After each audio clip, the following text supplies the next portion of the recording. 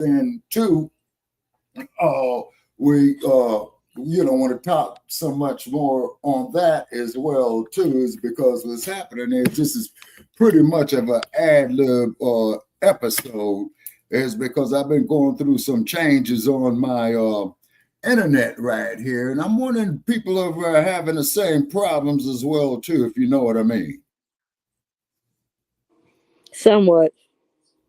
Yeah, yeah, yeah, yeah. Hmm. Hmm. And I'm thinking it's no coincidence, is because I don't know where you're located at, Sister Nyota. And also, too, we got Joe. Joe's in the house. Unmute your mic, Joe.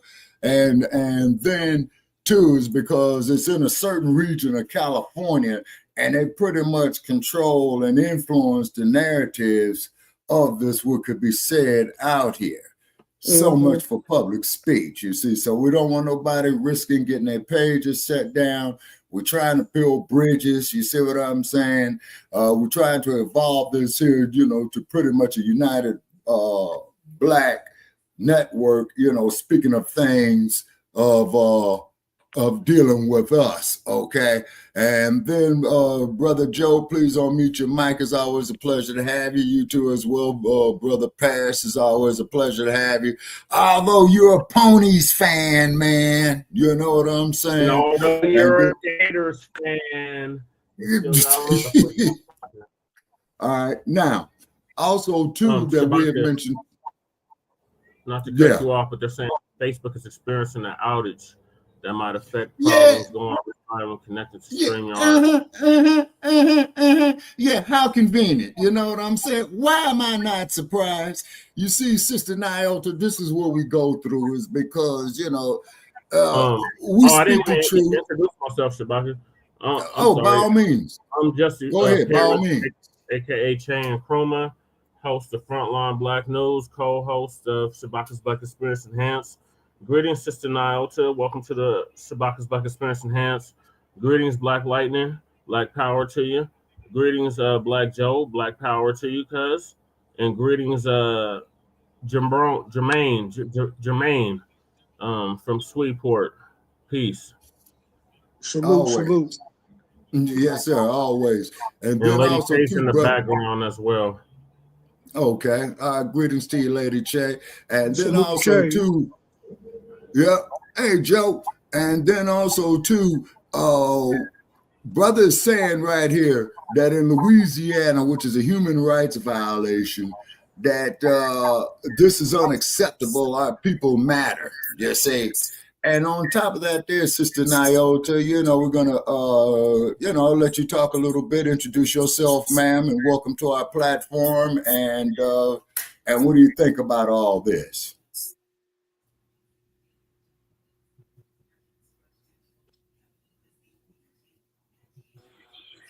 Wow, I'm experiencing difficulties on this end. I'm in St. Louis. Okay. I launched several of the first hip hop sites ever. It was late 90s, early 2000s. That's what I look for. And then also working in Ferguson, I was part of the. I worked closely with Darren Seals.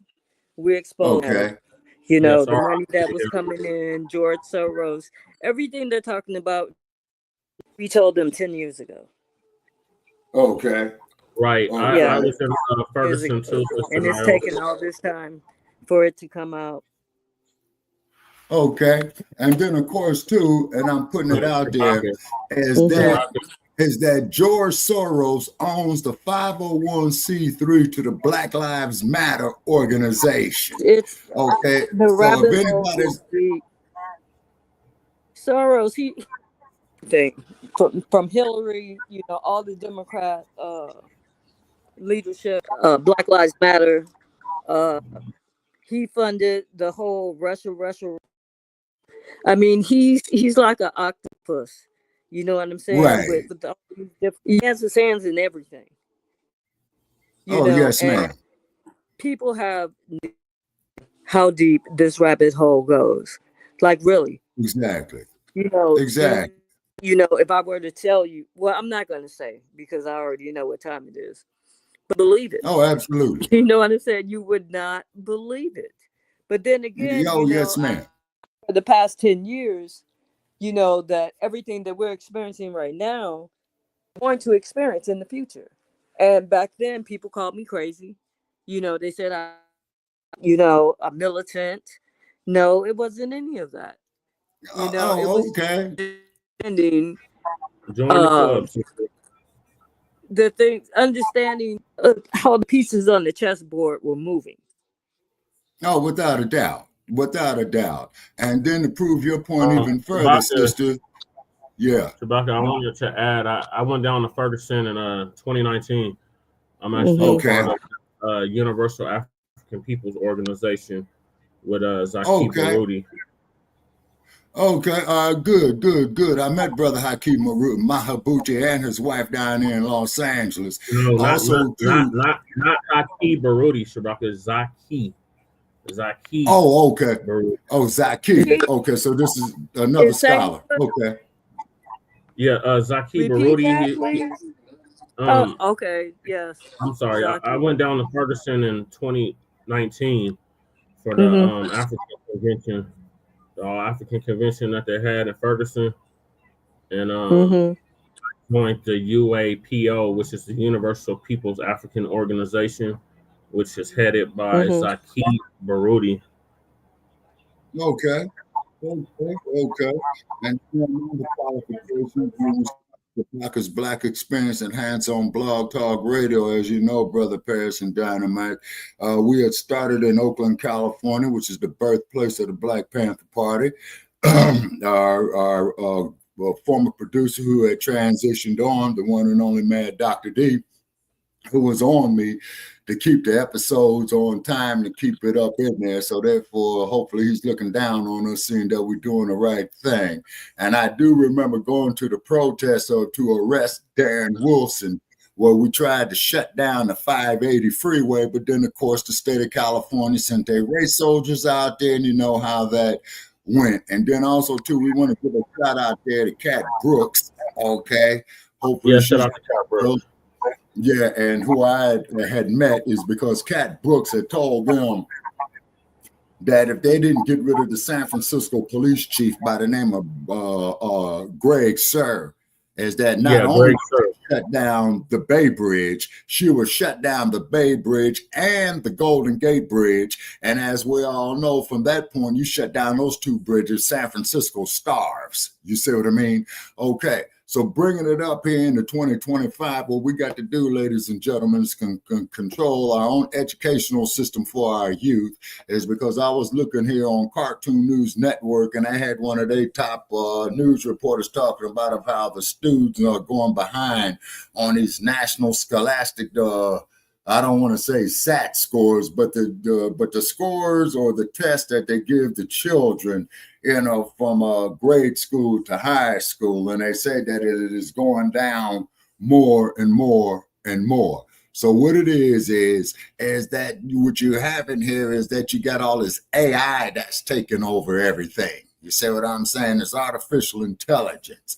Now, what's going to happen when artificial intelligence realizes that human beings are imperfect? What's going to happen on that? You'll say it's already realized that, Shabaka. It's already realized that when it's already created its own language that only it understands. And here's the thing about the AI, Shabaka. We don't want to be behind the curve. We were behind the curve when it came to the internet. We were behind the curve when it came to the cell phones, even though it was a black man that created the cell phones and the computer chips for the phones and the laptops. So we don't want to be behind the curve again. So we need to practice. We need to get our youth into these cyber security and cyber technology programs so they can understand how the AI works, so they can learn how to control it. It's only dangerous if you don't own and control it. Exactly. And then keep in mind, as you know, Brother Paris, that we spoke in the past, I passed the front door to Facebook over there in Menlo Park, okay? It looks like a military base. It is huge. It looks like a military base, barbed wire fence, the whole 9 yards. You know what I mean? And then when you go down there to Twitter on Market Street in San Francisco, I believe that there's Market and 10th. You know, Jay Militant, you know, would know about that more than me. Yeah, it's Market and 10th. I remember I was out there. I was out there in 2017 and in 2019. Okay, now look at how much juice that Bohr is getting, because I'm putting it out there. I'm responsible for this statement, is that Elon Musk is no African. He is a Boer. He is a descendant of the Dutch, okay? And for those of you who want to check that out, you need to check out a film called Zulu Dawn that they made in the early 1960s that I was looking at last night to pull some data on that. Now, why am I mentioning Azania? It's because this is where all your diamonds is coming from. This is where all your silicon is coming from. This is where all your precious materials is coming from to make this internet stuff happen. Why do you think they down on Ibrahim Traore so much? And I hope, you know, President Traore is doing the right thing. I'm hoping he won't be a neo-colonialist. It's because he has nationalized all the gold from France. He has kicked out the French ambassadors. You see what I mean? And he's trying to build it up. And the brother's only 35 years old. You see what I'm saying? And he got rid of one European and brought in another European, the Russians. Okay. Now, see, that concerns me right there. See, that right there concerns me, because that tells me what the Russians going in. Then soon, Xi Jinping, China is going to be going into South Africa to get all the gold and diamond and silicon. See, that's the problem. You see what I'm saying right there? How come Xi Jinping is sending people over there because they got a shortage of women in China, so he's sending them over there to procreate with the women in Azania. Okay, wait a minute. You're right about that. Is because wasn't they doing the same thing over there in Zaire too, or which reverted back to the Congo? Yep. Okay. All righty. So that there goes to show why we in the diaspora, you know, need to control our own economics. And another question is, ask yourself this here, people. Why is it when all these other groups of people come to the United States, the first thing they're doing is setting up their businesses in the Black community? Okay, just like we had talked about this here a few years ago, Brother Paris, about Latasha Harlins. You see what I'm saying? Yes. You see, I was 4 when she was killed. I was 4 years old when she was killed. Okay, I was in my early 30s. Wait a minute. Yeah, I was in my early 30s at the time. And then in case two, Sister Nyota, is that I lived through the Watts riot in 1965. I also lived through the rebellion in 1992 in Los Angeles with no justice, no peace. Okay. And Brother Jermaine is putting up in here, you know, not changing the subject, but just bringing everyone up to speed. A recent audit busted the city of Louisiana, of Shreveport, for $1.6 million in IRS penalties, payroll fraud, and all kind of good stuff. And slavery still exists, according to Brother Jermaine down here, corruption.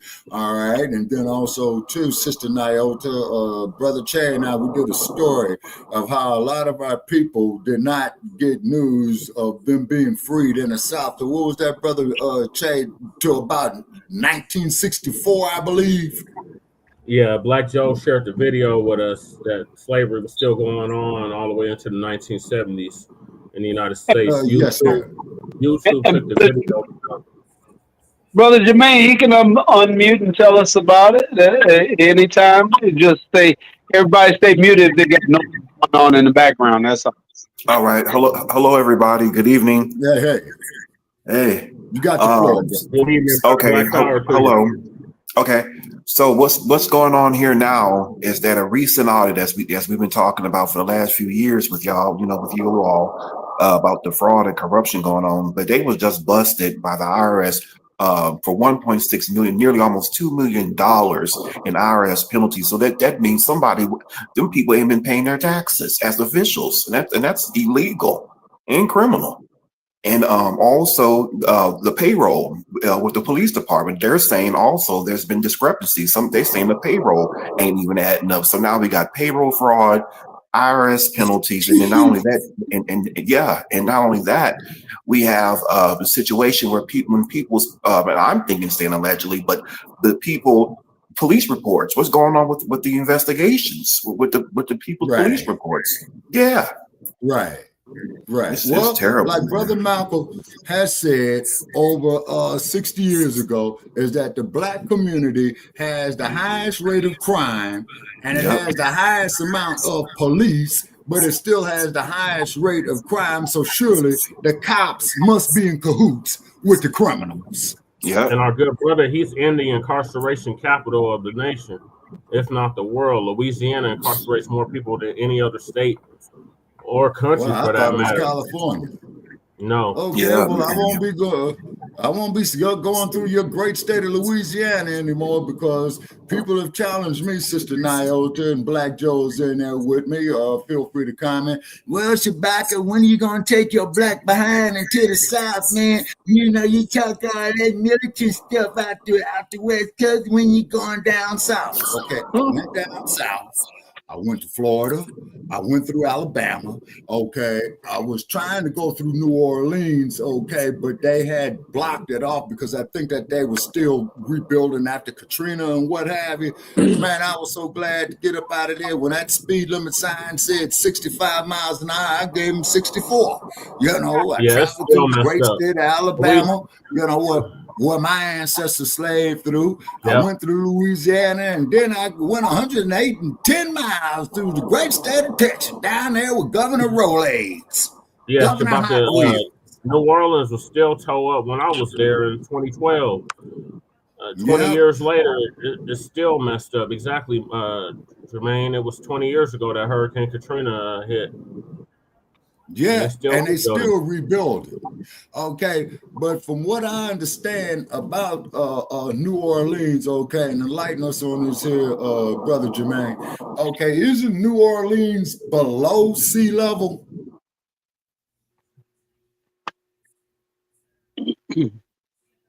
Brother Jermaine.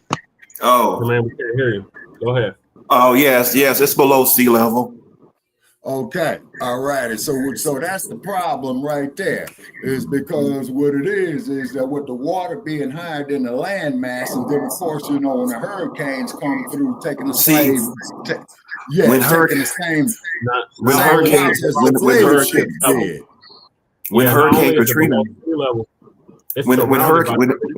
I'm sorry. Oh, go ahead. When hurricane, it's surrounded by 3 bodies of water. It's surrounded by Lake Pontchartrain to the north, the Mississippi River to the east, and the Gulf to the when Hurricane Katrina hit, the people thought it was going to be this another small storm, but little did they realize they still till this day don't know how those levees broke. Why the levees broke was because we still don't know. Oh, a lot of people were saying that the United States, that the National Guard was blowing them up. Are they released? I think they might have opened them to release more, to get the pressure down. But I think that caused a major disaster. Because I remember following it. Because I used to study the weather real tough. I still kind of do. And when it hit Florida, they was like, oh, it's just a little tropical storm. It ain't gonna amount to nothing. And then once it hit the Gulf, it just turned into a freaking monster. Yeah. Wow. Okay. All right. I see Sister Nyota has left our chat. Okay. And we thank her for coming on. Okay. She's back, Shabaka. I think Streamyard's kicking people out again. She's trying to get back in, but I think Streamyard kicked her out. Okay, there she is. Oh, man. I'm here. Oh, okay. Thank you, sister. Yeah, don't leave, sister. Don't leave, Sister Nyota. I'm just sitting here absorbing everything. I'm listening. Okay. And then keep in mind, too, another thing about the character that Nichelle Nichols played on Star Trek, Nyota Uhura, there were episodes in the on the Star Trek series where she was speaking Swahili and what have you. Now, Brother Che, now this here was at the time, man, where the black actors were pretty much getting some exposure on nationwide TV, and I think the first one to come on television at that time was Bill Cosby in a TV series called I Spy. Okay. If memory serves me correct. I Spy, yep. Yeah. Okay. And then the other thing, it is an open carry state. Picking it up as well, too. And then, of course, there was Diane Carroll. Oh, man, it's getting hot in this room. Then there was Diane Carroll, who did a TV series called there was Eartha Kitt. Shabaka, don't forget about Eartha Kitt. Oh, yeah.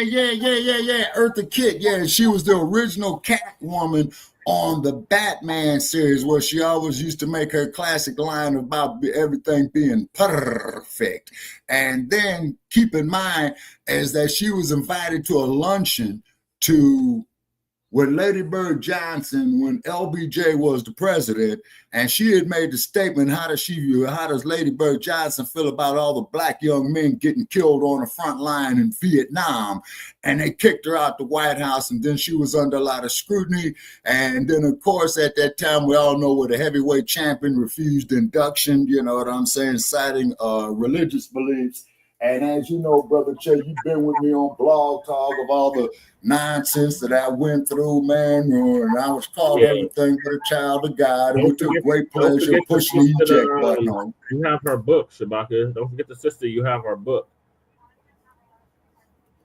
Which book is that, brother? Cicely Tyson's book. Oh, yeah, Just As I Am. Yes, I do have that book by Cicely Tyson, Sister Nyota. And as you know, she made a big name for herself playing Rebecca in the motion picture called Sounder in 1972. And she was on a movie set, getting in the character, meaning studying, her role that she was about to play. And this white producer had stated in her presence, repeat, in her presence, ma'am, well, we're going to start these blacks exploitation things because one thing these NGRs pay for will go for is sex, violence, and drugs, and we're going to give them a belly full. So that's where you got the Mac, Superfly, Cleopatra Jones. You know what I'm saying? What was some of that other junk? Willie Dynamite. Oh, man. Shaft and Shaft's big score. But however, when Richard Roundtree did the third Shaft, that was called Shaft in Africa. I kind of liked it. That is because they went on location, to East Africa, I believe. And then, of course, it was human trafficking. And then, of course, the plot where Shaft had went there and busted the individuals who was doing it. Then also, too, there was a young actress at that time who was born and raised in San Francisco. And she passed away at the age of 65, and her name was Vonetta McGee.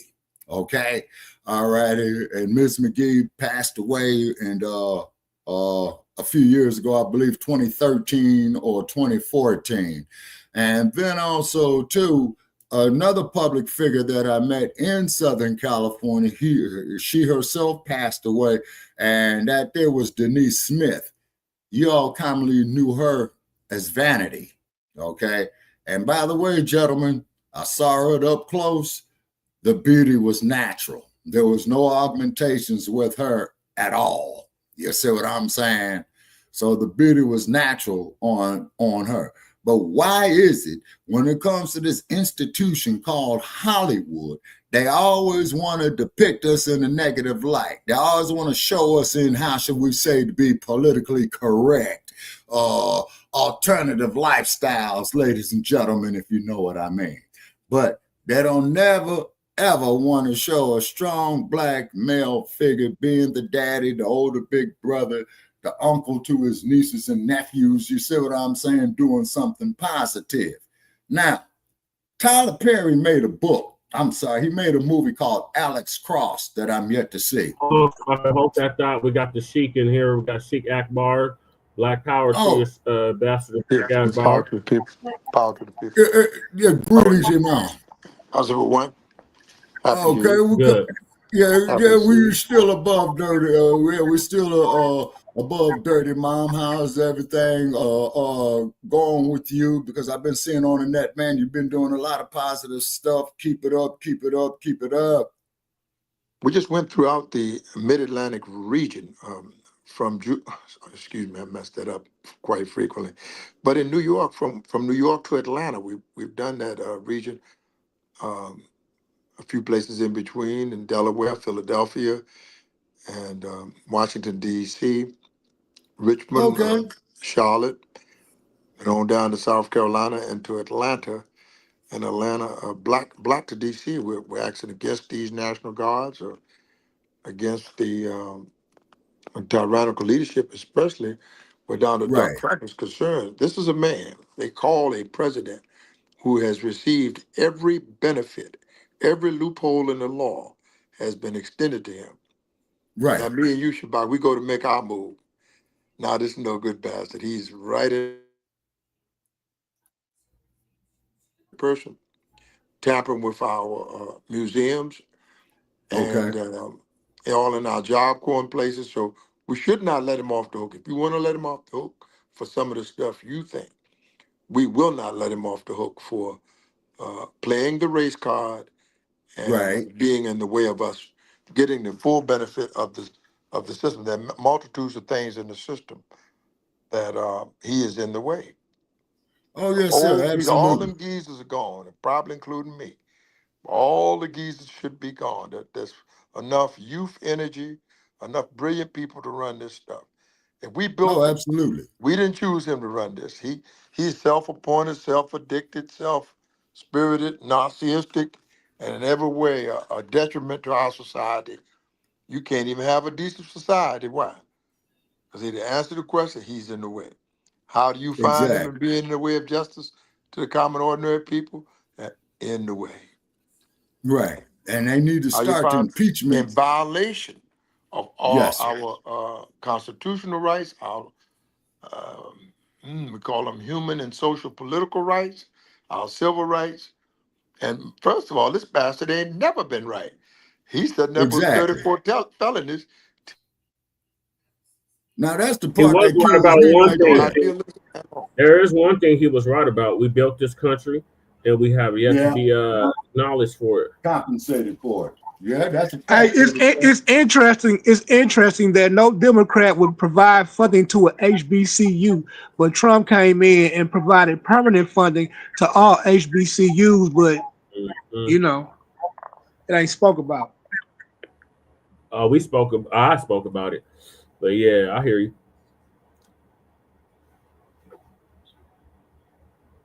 And I So, spoke about it as well. is the narcissist coming to Chicago? Is he coming Yeah, to from what I Chicago? understand, he's supposed to be hitting the shy as well, too. You see what I mean? And then the cold part about it is this, is that from what I understand, that I was educated on, is that only the governor of a state could call in the National Guard. Yeah, because the Now, governor is keep the in president mind, of the state. Now, this is the exactly, technology. Now, here is your master of deception. He will tell right, you the state by state. When it's convenient for him and his administration, it's the demand by the federal government, and they carry out right, whatever they will. So there's usually saying state by state out your mouth if you really don't mean that shit. I right. mean, take it for real. He can't just go in Chicago. The governor got to tell him no. "Yeah, I'm coming anyway. They Yeah, demand for you to exactly, go over here. Oh, I'm coming anyway. So there's no right other than following an executive order cannot override your constitutional right. That's what you must know. This is what you need to preach nationwide in local, national, international corridors. My president doesn't even oh, meet. My president, Ibrahim Traore, don't even meet with the no good bastard. Because he know he's exactly, bound to set you up. He's bound to come and try right, to take your life. He's right, bound to bomb you if you don't agree. So you got to stay the hell out of his way. So he'll stay the hell out of your way. exactly. And you see, No, and that, brother. why, We keep getting in the President, way, and we got yeah, to work more brilliant in our social, political stratagems in our own military. The blacks don't have a big military, but we got military, and none of them want to tangle with none of us. So it's Exactly. yeah. I got pulled in It- by seven. I was surrounded by seven. Those squads that you hear about going across DC. I was surrounded by yeah. seven of them, and I shut them down. Wow. But you got to get skilled, brother, and no, you can't allow these people to move in on you. I said, well, damn, what was there a felon? These are the things you need to know. Was there a felony committed, and does the dispatcher have someone meeting your description on a dispatch? Exactly. If he says And no, then then you say, am I free to go? You immediately leave. If he say yes, leave. Don't say anything. Anything you say can be used against you. But exactly. also what people forget is anything you do can be used against you as well. Oh, Oh, you got to get absolutely. brilliant today to work this thing. We're up Oh yeah. against And then something tyranny and oppression. yeah, yeah. And And then it's keep a in battle mind between that, right and wrong. God says that right will win over wrong. You'll be a exactly. crash dummy to follow along with this guy. It's just a gimmick, brother. It's not real. Just like you Exactly. change up there, go down to the Costco and see if you go over there and get you a sign that says Sam. You can put that Sam sign, and come back next week you can put a Walmart sign. Come back in Right. 3 weeks you can change it to Staples. Come Right. back a month later you can change it to Best Buy. But one Right. thing, that building did not change, right? That land did not change because it's called what? Real estate. And I'm telling you Exactly. straight up and down, close and personal, realism is what run this world. If that shit Oh, ain't real, it's absolutely. not sticking. Realism Yeah, run the world. exactly. Real And estate then and realism run this yes, goddamn world. sir. And if you wake Okay. up to And then that and also start using it, you won't have no trouble out of Donald Duck Trump, his adversaries, his proteges, his National Guard, or anybody else that's seeking to do an injustice towards you in this world. And I just say, exactly. my. That's what I say. Oh, absolutely. My. And here's something for you people. And I'm going to put this on you. And I think I mentioned this here to you too, Brother Che, is that I was out there exercising a constitutional right in the year 2014 in Solano County, California, right? Okay. I was arrested and I was cited out, right? Do you know that all the way here in the great city of Sin City, Las Vegas, Nevada, that they had billed me, man, $200 for court costs, man? And this happened well over 7 years Damn. ago. How they So I find called the you? Joker up. Hold it. I called the Joker up and I said, man, this is 7 years old, man. So, what are you chasing me after this here for? You see what I'm saying? They said, oh, court costs don't never expire. So it ain't no fine. It's just that we jacking you up for court costs. So I had to give Solano County $200. And then I'm putting it out here too on the airwaves to the great county of San Joaquin in California. You all sent me a jury duty summons, okay, and I have not been a resident of California, of San Joaquin County about 7 years. So I'm saying, how are you all gonna send me a jury duty summons? I mean, y'all gonna put me up in a 5-star hotel? I'll go. Y'all gonna pay for my transportation and my gas? I'll go. And then what I'm going to do, okay, is that if the defendant is black, I'm going to vote him not guilty, not unless, of course, it's something extreme. You see what I'm saying? But as far as him not paying traffic warrants or all, not let the county eat that cost. You see what I'm saying? Yeah, say, so I'm waiting on some feedback on that. You know what I'm saying? Because our people do not get fair trials in these kangaroo courts. You see what I'm saying? So as a moral consciousness, to me, knowing the injustice that happens to us through these kangaroo courts, okay, I can't do it because your system itself is corrupt. Okay, like the O.J. Simpson case, if our people recall there in Los Angeles, okay, and you can research this here too, Sister Nyota, as that O.J. Simpson was acquitted of 2 counts of murder, okay?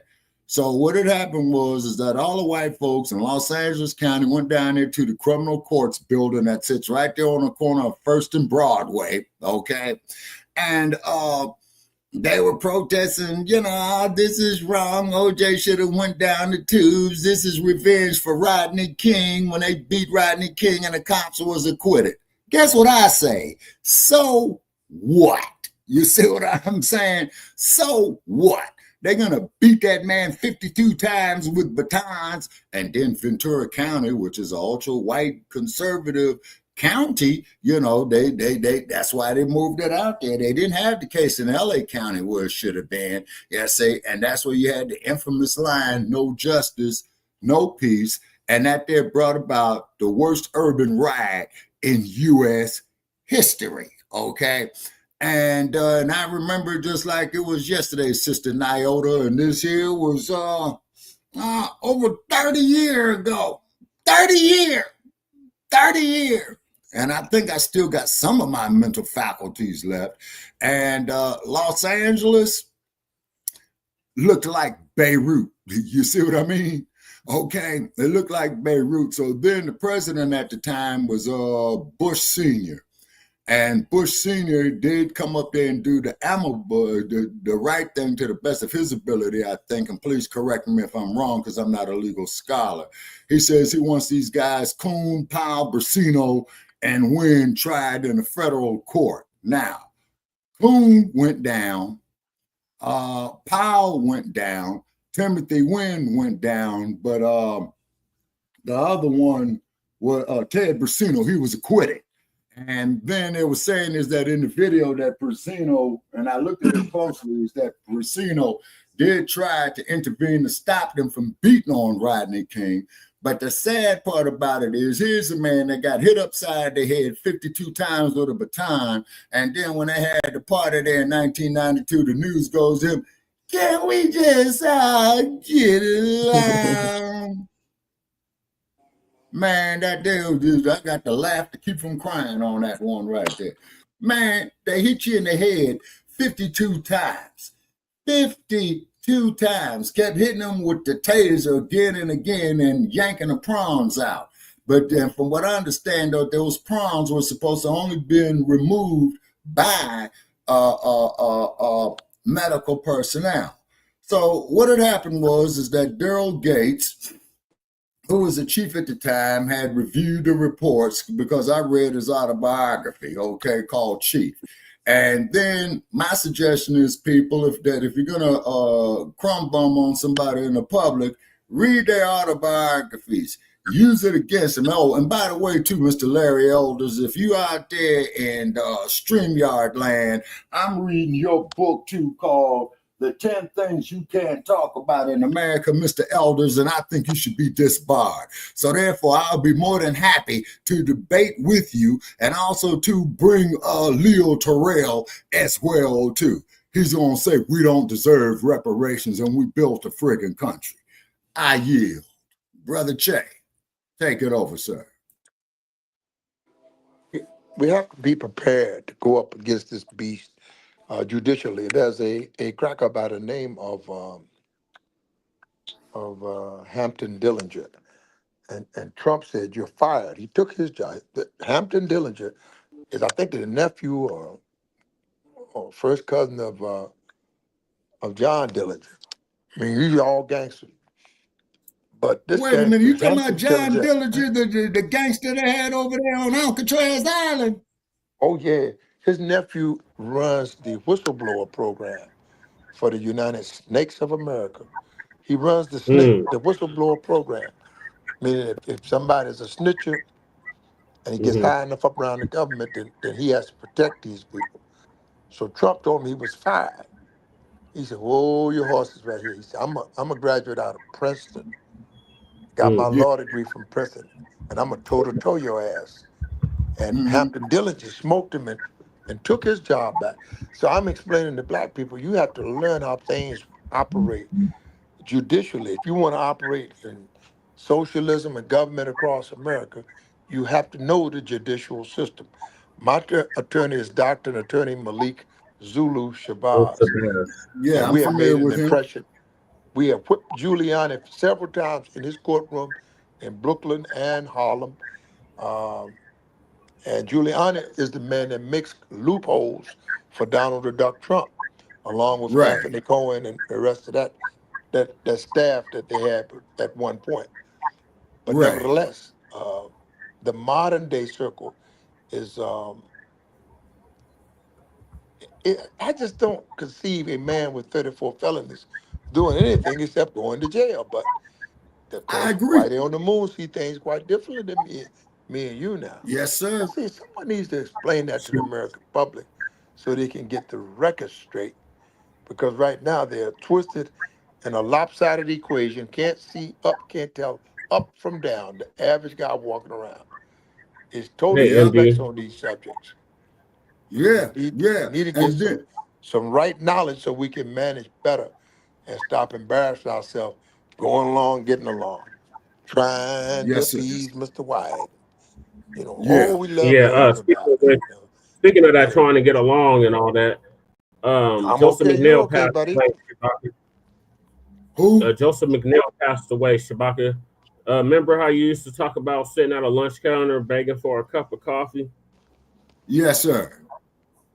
The creator of Core passed away. Joseph McNeil. Oh yeah, James Farmer. Yeah. Am I We should right have. on that? We should James have done Farmer. way beyond No, lunch not James counters. Farmer. Shabaka. Joseph McNeil. Okay. He was All right, 80. brother Che. He was either 82 or 83. Okay. He lived a full life and definitely appreciate the brother for his work right there. And then also too, Sister Nyota, I want to get your feedback on this, man. And we got the Okay. MD in the building too, Shabaka. Okay. Hey, what's up, MD? Okay. All right. And now, Sister Nyota, I got a question for you, ma'am. And feel free, please unmute your mic to answer this question. Okay. Why would we want to go sit at their lunch counter knowing that they hate us, begging for a cup of coffee? And wouldn't you think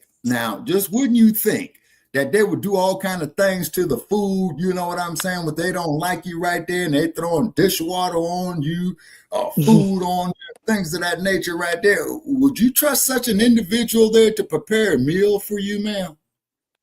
No, and I feel like, they were fighting for the wrong and to, sit at a white man's lunch counter on, building, things like that.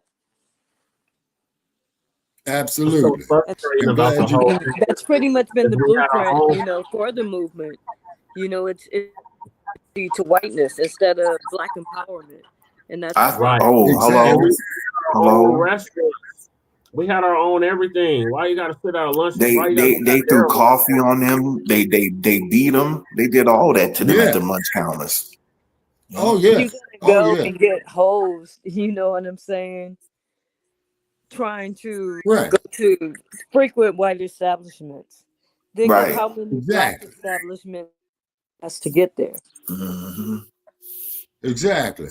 And then also too, I advise anybody, if you don't do it, go ahead. One last thing. Like, absolutely. Look at us today. We have great opportunity right now with Trump in power, with him handling the Democrats. They don't have their foot on our necks right now. Saying we can lay low. Exactly. We got to build all black everything, because I'm tired absolutely. of complain about how they're treated in white spaces. Well, you know what I'm saying? Nobody wants to build from the bottom. Everybody wants to jump into something. But the problem is that's somebody else's table. That's not your table. And all somebody else's table are crumbs. That's it. Right. We need to do like y'all remember that show Charlie Brown? I remember the cartoon Charlie Brown. They had the character. I remember Charlie Brown. Yeah. Franklin set up his own table and had all the black people at the table. We need our own guy. Yeah. And then also too, you went on mute, Brother Che, by an accident. Okay. Yeah. But what it is, we need our own table, Shabaka. We need our own Oh, table. We need absolutely. to stop trying to get a seat at their table. We need our own table. Exactly. We need our And own Malcolm, everything. School. Yeah, we do. Schools, You know, everything. Well, we had it. That's the thing. We had our own everything. we did, segregation. and We then had our we own integrated. everything. They say, they say in Atlanta, Georgia, it's all black, but they don't. I hate to say this, but I don't want to say it, but they say it's all black, but I can't tell anymore. It used to be an all black city. It still is, but I don't know.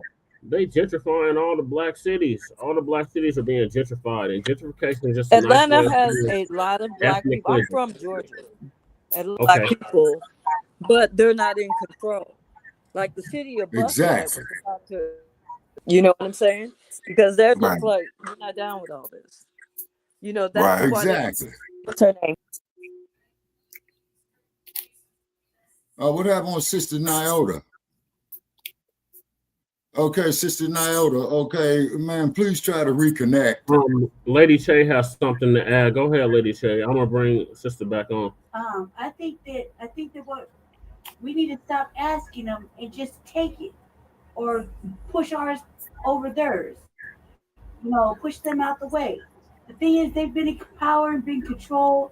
They've been able to keep us. We're paying into our own banana neglect. We're paying into our own demise. We're paying into our own death and our own black plight. We're still in a black Holocaust. We're still paying the black tax, and now we're at a good time, like the sister said, where nobody's really looking at us right now. We have perfect time to build amongst ourselves. Those that are wanting to and those that don't want to, we keep them to the side, and we build with the small few that we can in each state until we're ready to, make our mass move. They're not going to give us anything unless we demand it and take it. We got to, instead of asking for a table, we just need to put our table right on top of theirs, make it so uncomfortable. They don't even want to be in the same damn room with us. That's how we need to do. Because that's how if we're uncomfortable, they got to be extra uncomfortable. If we're unhappy, they need to be extra unhappy. We need to start taking things and just doing it, because we asked them politely, asked them in any way. We cried, we begged, we did all this for nothing, basically. And now we're the last generation to really pull it all together for the next generation that's not even studying the work that we're doing. They're kind of just messing around with the new generation. Right. So I think that we should just start building ourselves politically. We don't need a lot of people. We just need some educated, smart individuals that are already doing it. Like, for example, like we're in our state, me and Jesse. In another state, you see what I'm saying? Just little by little. We don't need a whole bunch of people. We just need a strong mindset, like Dr. Sister Muhammad. right? Like Dr. Khalid Muhammad, he was a strong mind. Yes, he was. But you see, he didn't get the support he needed. Malcolm X, he was strong. He didn't get the support he needed. Right. Then we just need to figure that we're not going to get it, and we need to build it. You see what I'm saying? Exactly.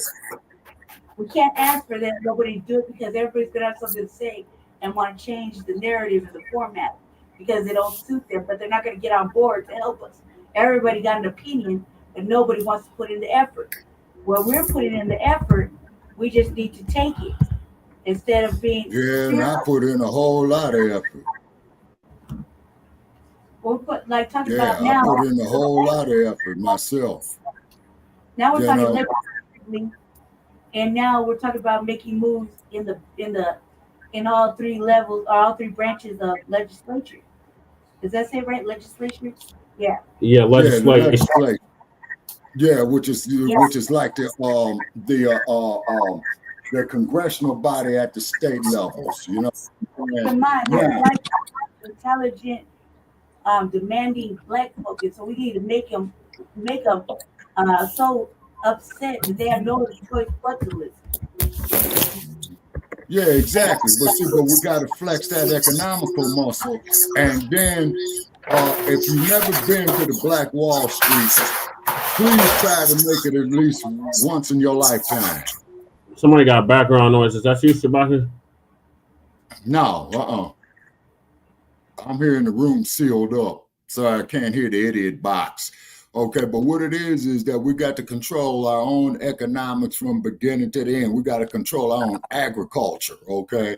And then also, too, I am going to reach out to Dr. Christina Parks again, okay, where she can give us some feedback with her expert technology on it and about what these GMOs are doing to the procreation organs of the Black woman. Now, there was a guy by the name of Dr. Ken Adams, okay? And I think you and I had mentioned this here, Brother Che, a while back, a few years ago, where he had stated that these GMOs of these agricultural products are targeting the procreations of the Black woman. Just like the sister where they took her ovaries and they had was doing research on that. Yeah, you talking about Henrietta Lacks. That part. You see what I'm saying? That part. Yeah, she's the reason for the stem cells. They use her cells for stem cell research to heal her cells. They said they kept multiplying. She had cervical cancer. She went in to get treated. They took her cells after she died, and they just kept multiplying. And they used her cells for medical research. And they waited over 50 years before they let her family know. And her family just sued them. Her family just sued them for millions of dollars. I think they won too. Okay. I likes. And then keep in mind too, if you notice, people, that they always don't declassify the files of these infamous cases until 50 years later. The reason being is because all the culprits are dead just off the law of biophysics. Now, if they are going to seal some files like that, it should not be sealed for no more than 10 years. So therefore, the jokers who participated in this are responsible. Look at Epstein. They can come out there, man, and say any and everything about Epstein. Is Epstein going to get prosecuted? No, because he got kicked off the planet. How convenient. You see what I'm saying? So therefore, Brother Che, in your political moves, man, you might want to introduce that man to one of these state legislatures. I'm just putting it out there as just a suggestion. I yield. Well, right now we're in the process of introducing a Freedmen's Bureau to this Colorado legislation.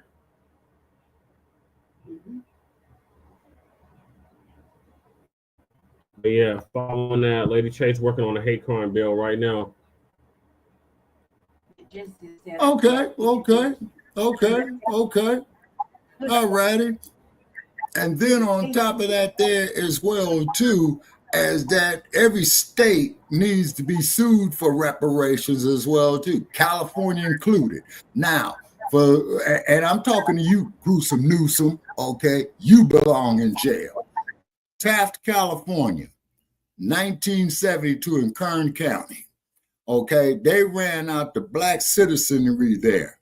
They literally ran them out of town, just like they did with Rosewood.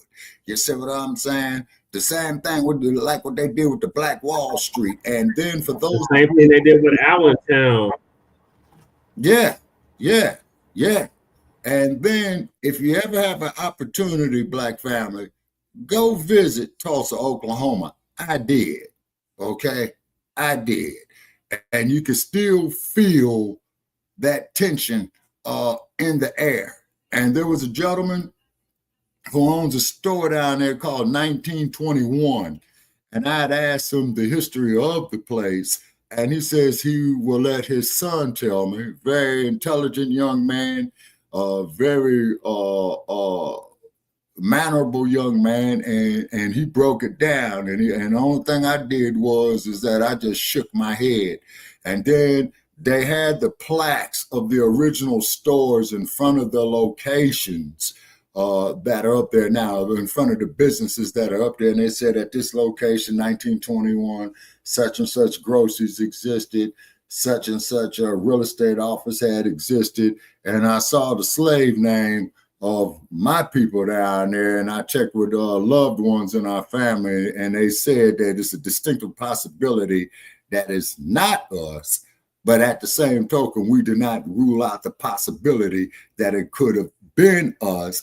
And then, as Brother Chan and I, we did a story a few months back, y'all, as that the Oklahoma State Supreme Court had voted against the survivors of the Black Wall Street from getting reparations. So what they're doing is that they're waiting for the last couple of survivors to transition, is because they're well into their hundreds now, right? And then they're going to sit up there and mark my words, okay? Oh, well, nobody's left alive from that now, who's there, so it doesn't make any sense, Now, to you other groups out there, we don't hate you, okay? But we are going to bring you face to face to your hypocrisy. Well, what about black on black crime? What about it? Okay, it's engineered from outside sources. This is why when we had the Great Migration going up there to Detroit, going to Chicago, Cleveland, Milwaukee, and what have you, okay, brothers were like cement carpenters, what do they call those? Masonry workers with the concrete, carpenters with the wood. But the technology is that you had to be a member of the union to get the job. So what did the union say? Well, we don't hire your people here. We don't allow colored here. We don't allow black folk here. And we supposed to sit up there, scratch our ass when it don't itch, grin when nothing is funny, and say, but you still got to make a living for yourself. So what was the only thing left for us to do, ladies and gentlemen? Our men folk had to go off into the rackets. So then what happened with our men folks going off into the rackets? Now they're going in and out of jail. Then here comes along the welfare system of the 1960s, where you got to kick the black male out of the home. You see what I'm saying? Like if you saw the motion picture called Claudine or in the mid-70s, it dealt just with that. The woman cannot have the children's father in the house, you see. So what happens to a brother's mental state when he gets demoralized like this? He turns to drugs. He turns to the rackets. He turns to alcohol. You see what I mean? Okay. So then he starts going through all these procedures that are designed to lock him up to get that free wealth in the prison system. You go by Folsom Prison up there in California, y'all, they got a great big sign up there that says Prison Industrial Complex, right? Okay. And who's the main buyers of these products? Nakia Furniture, Walmart. So, and Brother Che would tell you, and as you know, Sheikah Mom, and as you know, Black Ophenel, we've had individuals come on there when we was on Blog Talk, calling me everything but a child of God, and we'll just push the eject button on them. You know what I'm saying? We'll just push the eject button on them. Okay, it's because with me being 60 plus, I can't do it no more. You know what I'm saying? It's taking its toll on me. You know what I'm saying? And I yield. Take over for a minute, Brother Chet. All right, so we're having an open mic discussion. So whatever y'all want to talk about, have at it. We were talking about the dump initially, but if y'all have something else y'all want to discuss, go ahead.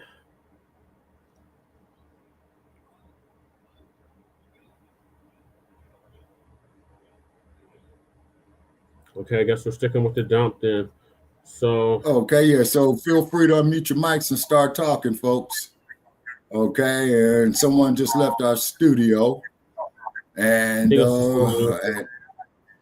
yeah, and it's very, very convenient of how we're having all these problems right now. Boy, I tell you, man. Let me start with one thing about the dump. Now, you know, he's not a friend of mine, and he's not an enemy of mine. But I am going to say this. I prefer to have an honest enemy than a fake friend in office. I promise you. Right. Oh, for real. Second, our kids left behind in STEM and all that other stuff, because back when the GWAT first started off, when 9/11 happened, we ended up with Common Core math and No Child Left Behind. It did not matter what your child's grades were or what knowledge they accumulated. They weren't held back. They were pushed out, which led to the DEI thing under the Biden administration because they weren't smart enough to hold their jobs. Yep. That's an issue. You mean to tell me you want a nurse? And this is what I don't get by my people, though. I got to hold them accountable, man. You mean to tell me because she your color, forget where she from, because she your color, you want her as a nurse, but she has no skills in what's wrong with you. Okay, all right. Y'all keep playing with that. Y'all keep playing and running with y'all emotions and feelings. It's going to come back and bite you in the tail. If you're running with your emotions and feelings, that is called willful ignorance. And being willfully ignorant is going to always come back to bite you in your next generation. Alan. Yeah. Okay. Yeah. Okay. All right. Makes sense. You know, one thing about Brother Joe right here, he drops knowledge. You know what I'm saying? And then I do ask if we have any disagreements, people, please let us disagree agreeably. You know what I'm saying? It's because everybody has something to contribute. Everybody has the experience that they've been through. You see what I'm saying? Jermaine and Sister Nyota. Okay. All right. Are they back with us? Let me check. No. Oh. Okay. All right. It was because Sister Nyota, she just related to me. She's going to try a different location. Okay. And hopefully Sister Nyota could get back with us. You know what I mean? Now, another thing, too, that we want to talk about, okay, is a gentleman by the name of Adam Clayton Powell.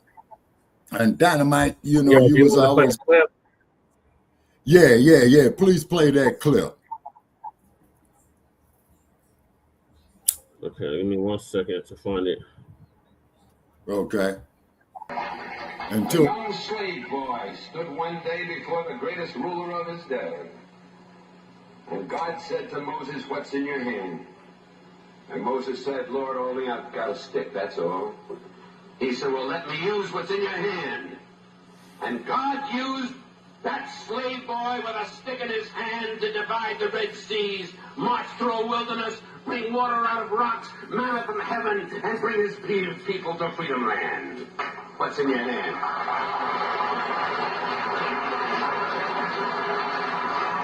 What's in your hand? George Washington Carver, who was so frail that he was traded for a broken-down horse as a slave boy. And George Washington Carver, sitting in the science laboratory at Tuskegee, told me, he said, "Dr. Powell," he said, "I just go out in the fields each morning at 5 o'clock, and I let God guide me.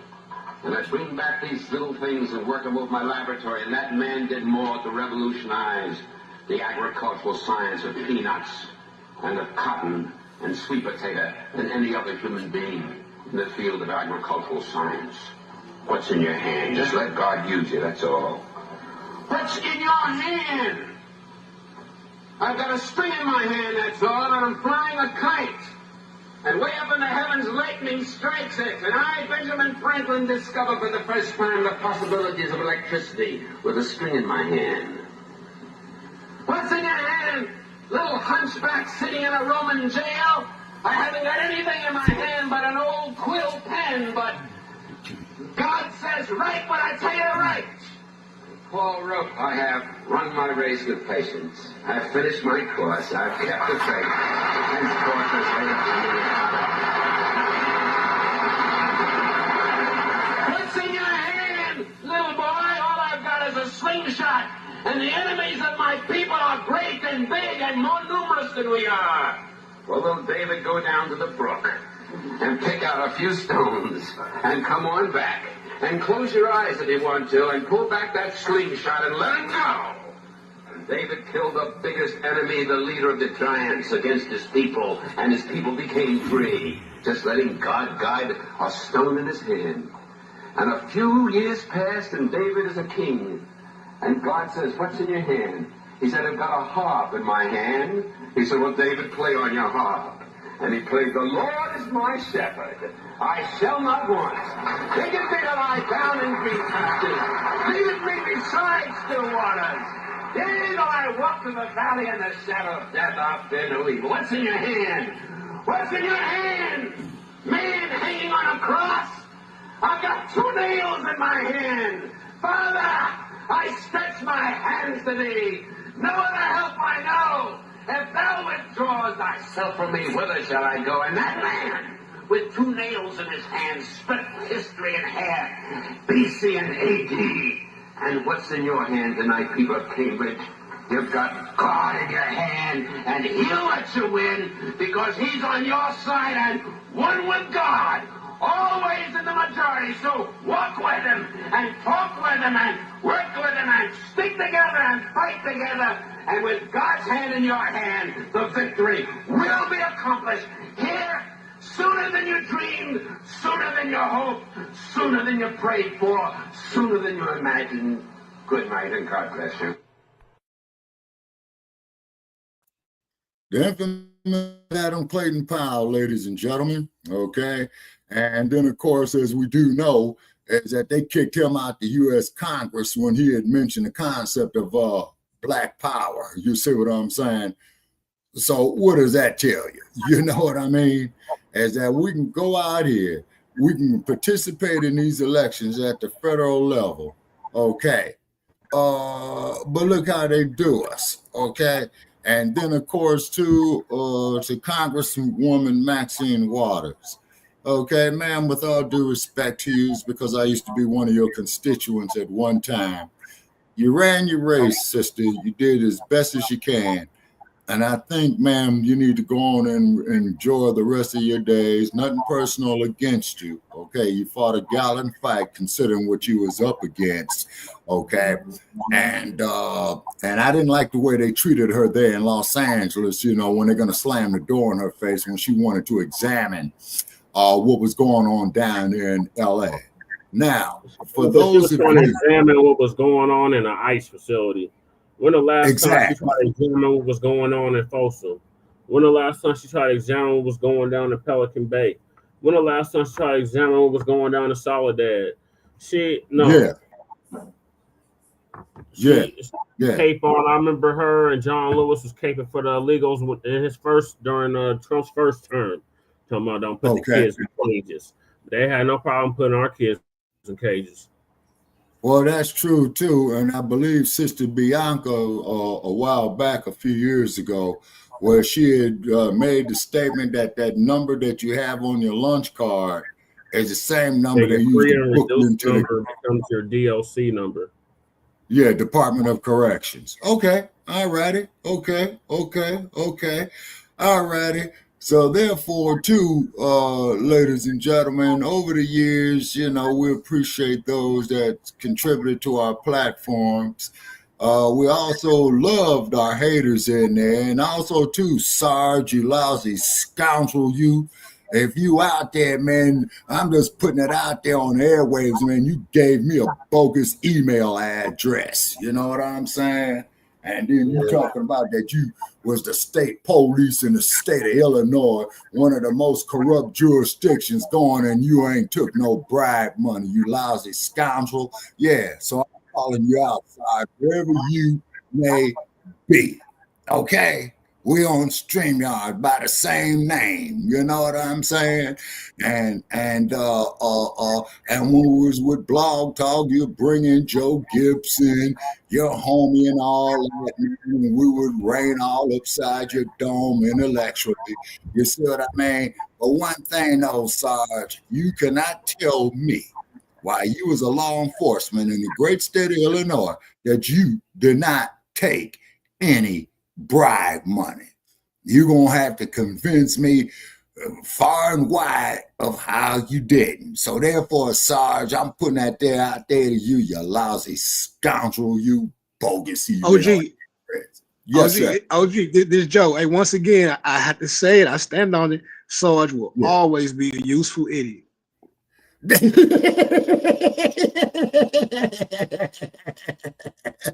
Yeah, that's for sure.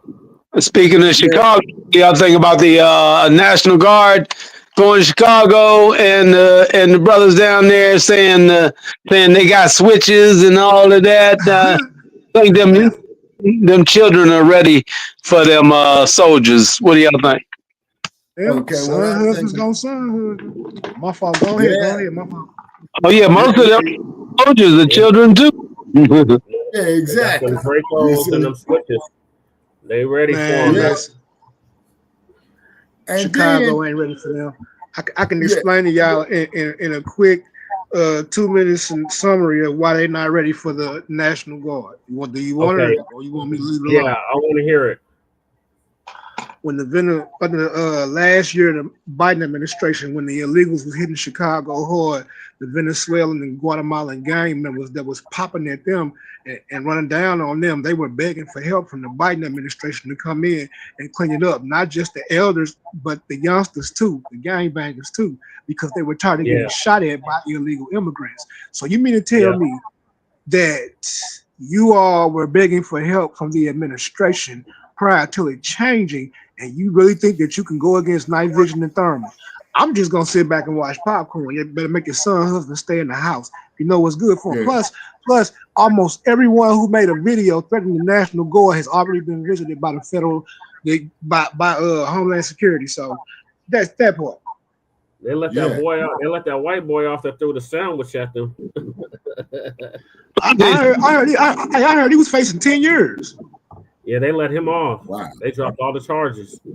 Okay. Well, but all right, he threw a sandwich though. He didn't say he was gonna switch a National Guard officer down. He ain't threatening Yeah, the that's president. Oh Yeah, yeah, but he had white privilege on throwing that sandwich. He knew it. That's why he did it.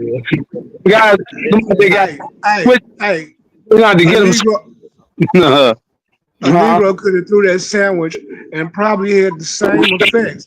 If that white boy would have said what these Negroes are saying about they switches, and you can go online and see them holding guns and this and that right, and this and that, They it's a posted up in different front right. of the effect. It police hit station. different.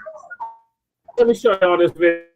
They posted up in front of the police station with the switches. Let me see. I had it on Instagram. Pull this stuff out. Hold on, give me 1 second. I'm talking about they pulled up in front of police headquarters. Not only that, the very ones talking about it be the ones getting their stuff confiscated. You, you was breaking up, Jesse. You was breaking up. I couldn't make out none of that. I Yeah, said you was. they pulled up in the Chicago police station with their radios and switches. There's a whole video on Instagram. The player. Uh-oh. Okay, brother Che, you're fading in and out. It's probably my connection. I said I was gonna play this video of the YNs in Chicago pulling up to the police station with their switches and Dracos. Wow. All right. Yeah. Let's see the video.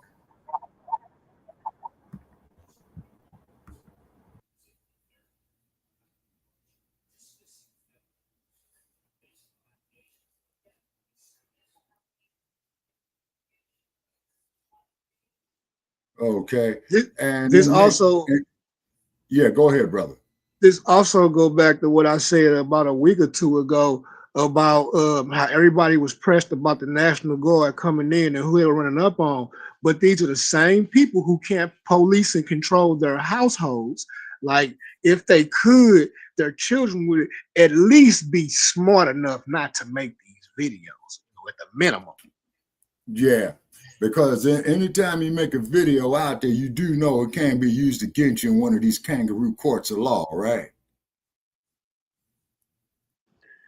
Man, and threatening federal officers. So the scenario is this is how I really see it playing out. You're gonna have probably one person, two people try that. They're gonna get the flow mob with them, and then you're gonna have people wanting to march and protest against. See, nobody want these people reprimanded. They just want these people to be demons in the neighborhood. But my philosophy that I keep on teaching my tribe is, I'm glad I'm in the stand your ground state. Keep that over there, man. You come over here with it. Yeah, Zimbabwe drill. Oh, right. Yeah. out. And I'm researching my gun rights here in Nevada too, Joe. You know what I'm saying? Okay. And I had a legal situation where they stripped me of my gun rights in California, and I'm not going to comment on that. You need to check this out. Write you just in case. You need to go ahead and get you a professional sounding letter wrote up to the DA and explain to him the current climate of America, the threats that you face, along with your age. Straight sob story. The killing part is most lawyers can easily charge $500 to do this, whether you win or lose, and they can write a dang on good sounding letter up for you, but they just don't let you know this thing. But petition write a letter petitioning the DA and probably the judge that'll be over your case. Just write your letter up and have it on standby and a couple copies of it. That's pretty much it. Okay. That's as far as you go with it. It's going to be up to them on how they take the bait. Well, I'm not going to say bait. How they feel about your letter. You understand what I'm saying? But your wordplay within that letter is going to be everything. Gotcha. Okay, so in other words, brother, it's chess, not checkers. Indeed, right. You're an older gentleman. You're non-violent, and you deserve the right to defend yourself. Just as simple as that. Absolutely. There's a lot of ambulance chasing lawyers out here that just missed the mark. Yeah, there is. Funny you should mention that, man. If I may say, I just need 10 seconds. They got a lawyer out here that says, and he's got billboard signs all over Las Vegas, says, in a wreck, need a check, give him a call. Yeah, we got the same lawyer. We got a similar lawyer out here, Shabaka Frank Azar. Yeah. I ain't mad at him. I got the video. All right, let's see it.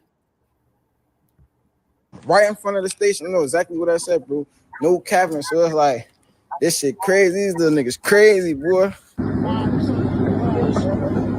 You know that. I'm gonna say fuck the best. You know that. Give me in that shit.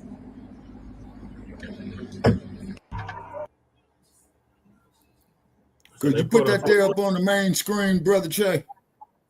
Yeah, that's as big as it gets, Shabaka.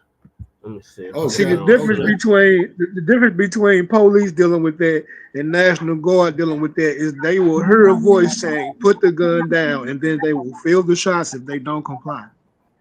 Funny you should say that, man, because there was a case in Aurora, Brother Che, and I meant to ask you that. Well, I saw a video where this brother was unarmed and the race soldier put like. I told you about it. I did a whole show on it. His name was Ray John Stubberfield. I know his brother. I used to work with his brother. Man. Like I was telling you, the video didn't show the cop sucker hitting him before he shot and killed him. Okay. So he sucker punched the brother. So the brother was going to defend himself. So then the police officer put 3 9mm bullets. So they got behind the brother in traffic. They didn't let the brother know that he was being pursued. The brother hopped out the car after he hit 2 cars. It was in the middle of rush hour traffic. The brother hopped out the car, and the officer went to try to apprehend him.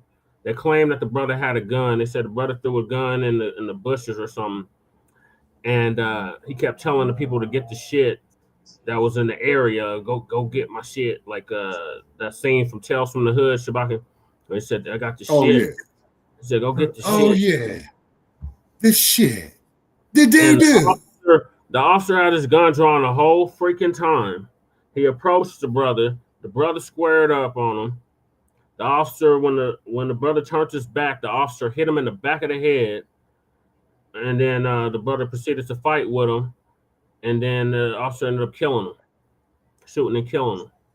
Oh, qualified immunity, right there. Qualified immunity.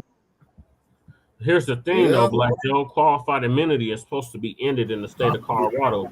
To get help for the So if you're in DC or Virginia, you have 2 options: get a prescription or meet the newest. Welcome back. Receive the by the way, if you Put your alarm, Brother Pete, or turn TV off. Oh, that's what. Yeah. My bad. Hey, brother Pete, how you doing? I'm doing okay.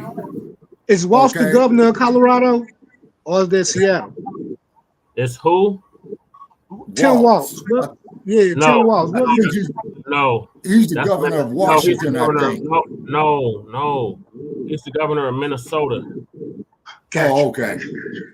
Okay. No, our governor is Chaos Polis. He married to a whole nother white man. Oh man, God, man, that's bad. Woo, that is bad. Okay, I gotta go sit at the lunch counter and beg for a cup of coffee. I put myself on mute. Fortunately, I own the lunch counter. There's more. He's a billionaire too. A billionaire.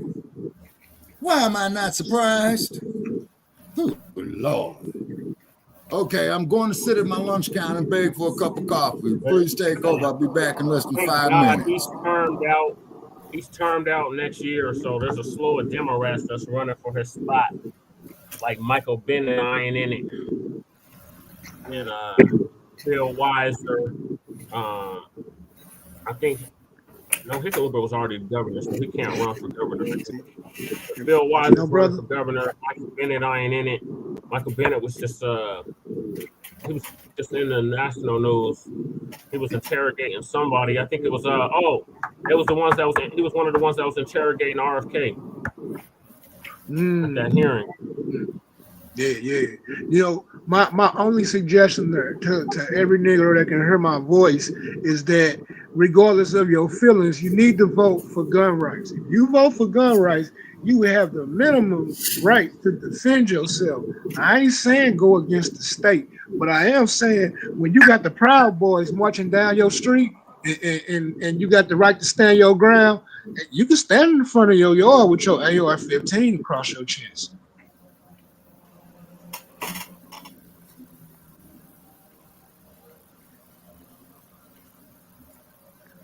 Like what state was them you brothers know what, in? Joe, you just brought back a memory, man.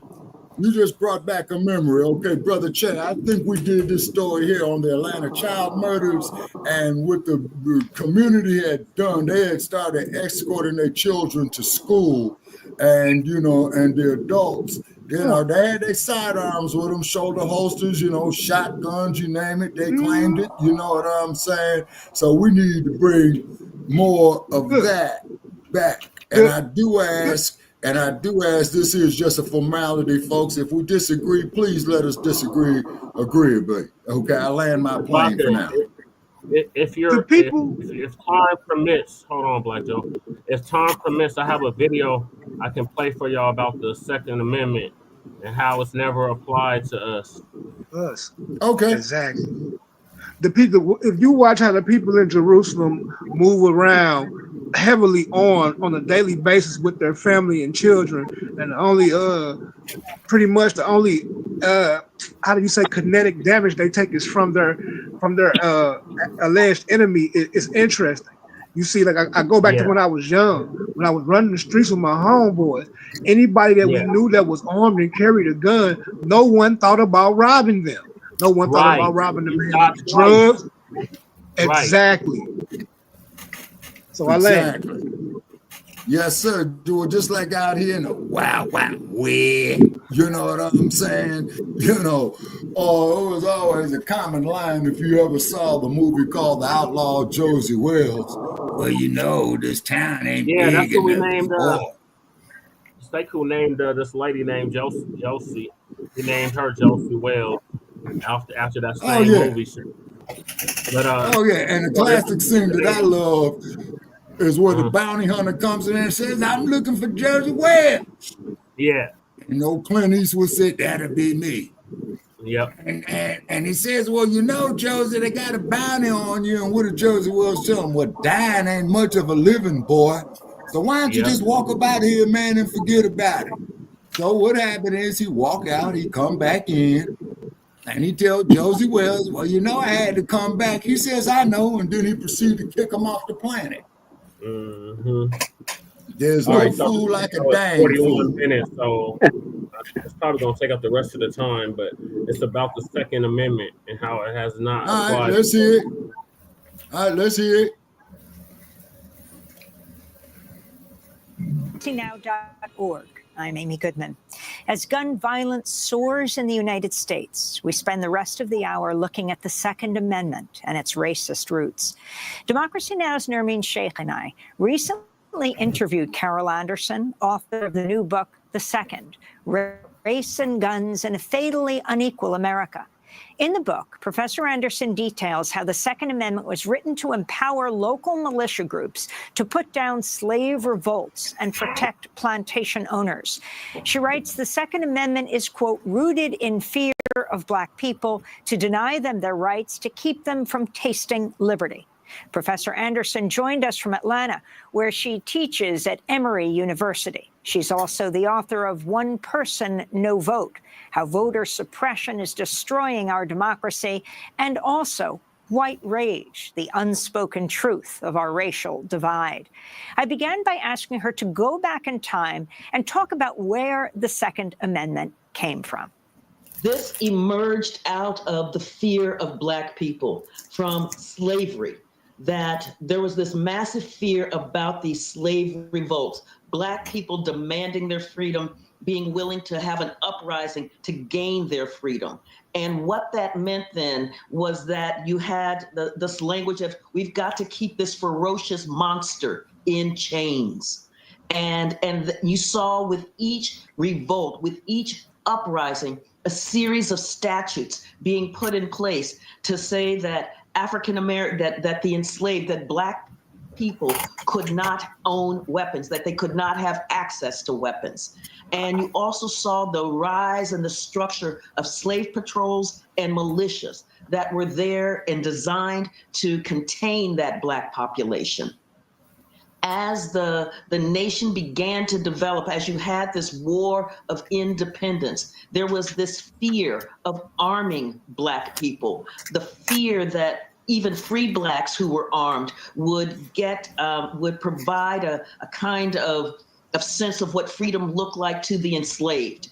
But the exigencies of war required that arming, required having Black folks in the Continental Army. But as the nation developed after that war, one of the things that you had happening was with the Constitution, with the drafting of the Constitution, because the militias themselves had proven so untrustworthy, unreliable as a force to fight against the British invasion, that James Madison, in drafting the Constitution, had language in there that you would have federal control of the militias. Well, when the Constitution went up for ratification to the states, by the time it got to Virginia, the anti-federalists in Virginia were in an uproar. George Mason and Patrick Henry were thinking about this militia being under the control of the federal government. They were like, we will be left defenseless. We cannot trust the federal government that has these folks from Pennsylvania and these folks from Massachusetts to be willing to engage the militia when the slaves revolt. We cannot trust the federal government to protect us. We will be left defenseless. And they began to demand a Bill of Rights that would provide protection, that would curtail federal power. And they began to demand as well a new constitutional convention. That threat of what that meant sent James Madison into the first Congress determined to write a Bill of Rights that would quell that dissent, that would short circuit that movement for a new constitutional convention. And we've already seen what the power of the South has meant in terms of when the Constitution was being drafted itself, how the South said that we will not sign on to become part of this United States of America if we don't get the 3/5 clause, if we don't get 20 additional years on the Atlantic slave trade if we don't get a fugitive slave clause. And so the South had already wielded its power in terms of being willing to scuttle the United States of America. And Madison believed strongly that this threat coming out of the anti-federalists in the South, out of Virginia, would do the same thing. And that becomes the basis for this Second Amendment. And can you talk about Except all for of the black players? folks. I mean, you just mentioned James Madison, Patrick Henry, the slave states, and how this country came together based on this terror of slaves rebelling. Yes, enslaved people rebelling. Enslaved people rebelling, and that fear that, you know, so you have George Washington, who is a slave owner, who brings, in fact, some of his enslaved people to Philadelphia for the Constitutional Convention. You have Thomas Jefferson, who is not there, slave trader, but he is writing into Madison, and Madison is writing to him. And one of the things that Jefferson is concerned about is slavery, is the way that it will be depicted. And so you have this silence. There is a silence in the Constitution. It's hovering over the formation of the Constitution, like Banquo's ghost, haunting it, in shaping it, but not being explicitly said. But it is the power that is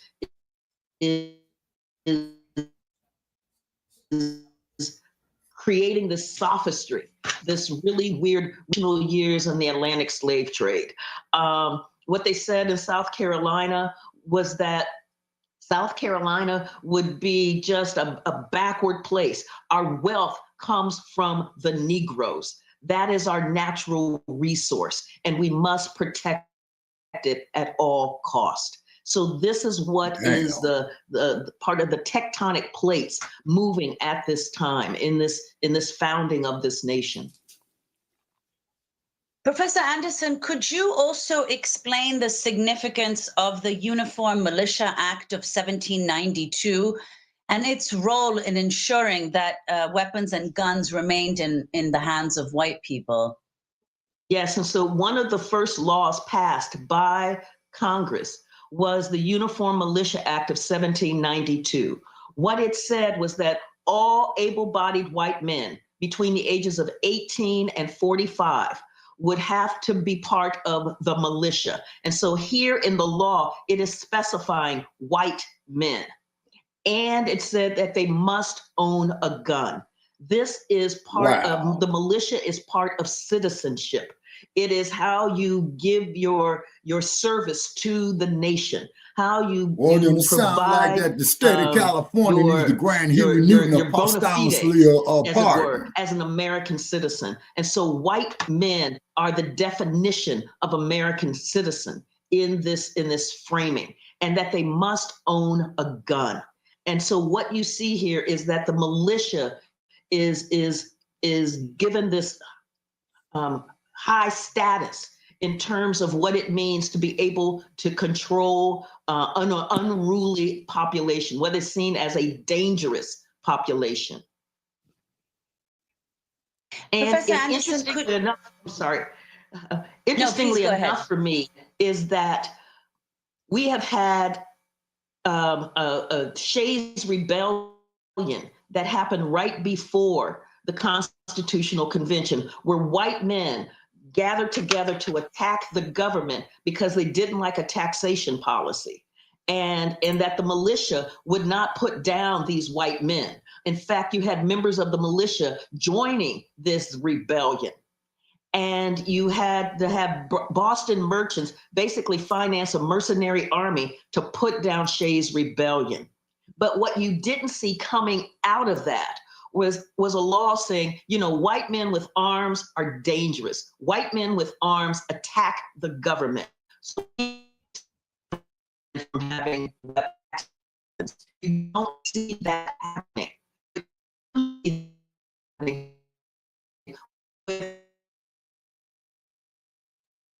laws coming in place, people shall not have access to weapons, and that the militia and the slave patrol are there to ensure that Black people do not have access to weapons. Policy enforcers. And Professor Anderson, it seems, I mean, you begin your book by talking about the police murders of Philando Castile as well as Alton Sterling. And you point out that the NRA did not come to their defense, despite the fact that they were also killed for having guns in their possession. Whereas in a comparable violence perpetrated by whites, mass violence, the NRA immediately leapt to the defense of the people responsible for that violence, who were white men. Absolutely. Yeah, like and so Dylan there was Roof. basic silence on Philando Castile. There was nothing said Right. about Alton Sterling. And what was said about Philando Castile from the NRA was, and this was only after being pushed by their African-American members, was that we believe that everyone, regardless of race, sexual orientation, should have access to guns, to arms. But nothing really substantive. What happened after Ruby Ridge and Waco, Texas, with the Branch Davidian, was that Wayne LaPierre called out federal officers as being jackbooted government thugs who believe they have the right to storm into people's homes and take their guns and kill law-abiding citizens. Federal officers had been killed in those events. And so to then label the response as jackbooted thugs, when you get silence with Philando Castile, it really led me to, as journalists were asking, don't African Americans have Second Amendment rights? And that's what sent me down this path all the way to the 17th century to be able to answer that question. So let's go back to 2016. And this you write in your book, Carol Anderson, about how thus inspired you to write this whole book. The immediate aftermath of the police shooting of Philando Castile was broadcast live on Facebook by his girlfriend, Diamond Reynolds, who's speaking in the car next to her dying boyfriend as a police officer continues to point the gun into the car. Her little child is in the back seat. A warning to our viewers, the content is deeply disturbing. He killed my boyfriend. He's licensed. He's licensed to carry. He was trying to get out his ID and his wallet out his pocket, and he let the officer know that he had a firearm and he was reaching for his wallet, and the officer just shot him in his arm. So dash cam video released nearly a year later shows the 4-year-old daughter of Diamond Reynolds consoling her heartbroken mother, who's handcuffed in the back of a police squad car minutes after the St. Anthony police officer, Geronimo Yanez, shot and killed Philando. Mom, please help me. Cousin is screaming because I don't want you to get shooted. Okay, give me a kiss. My phone just died. That's all. Poor little baby.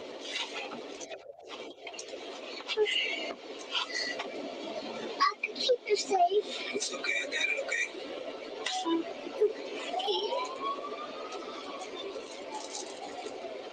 here. I can't believe they just did that. There we hear the crying of Diamond's daughter. The video was released just days after the police officer, Geronimo Yanez, was acquitted of manslaughter.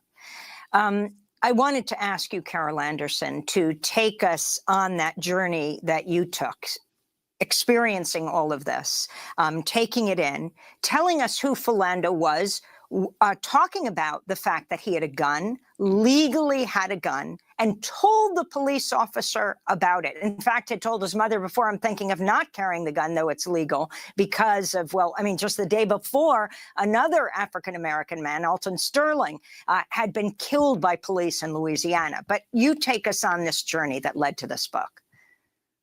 Yes, and so it was the killing of Philando Castile. You know, I start off the book going, you know, it was like a snuff film because we all saw that video image and it was horrific.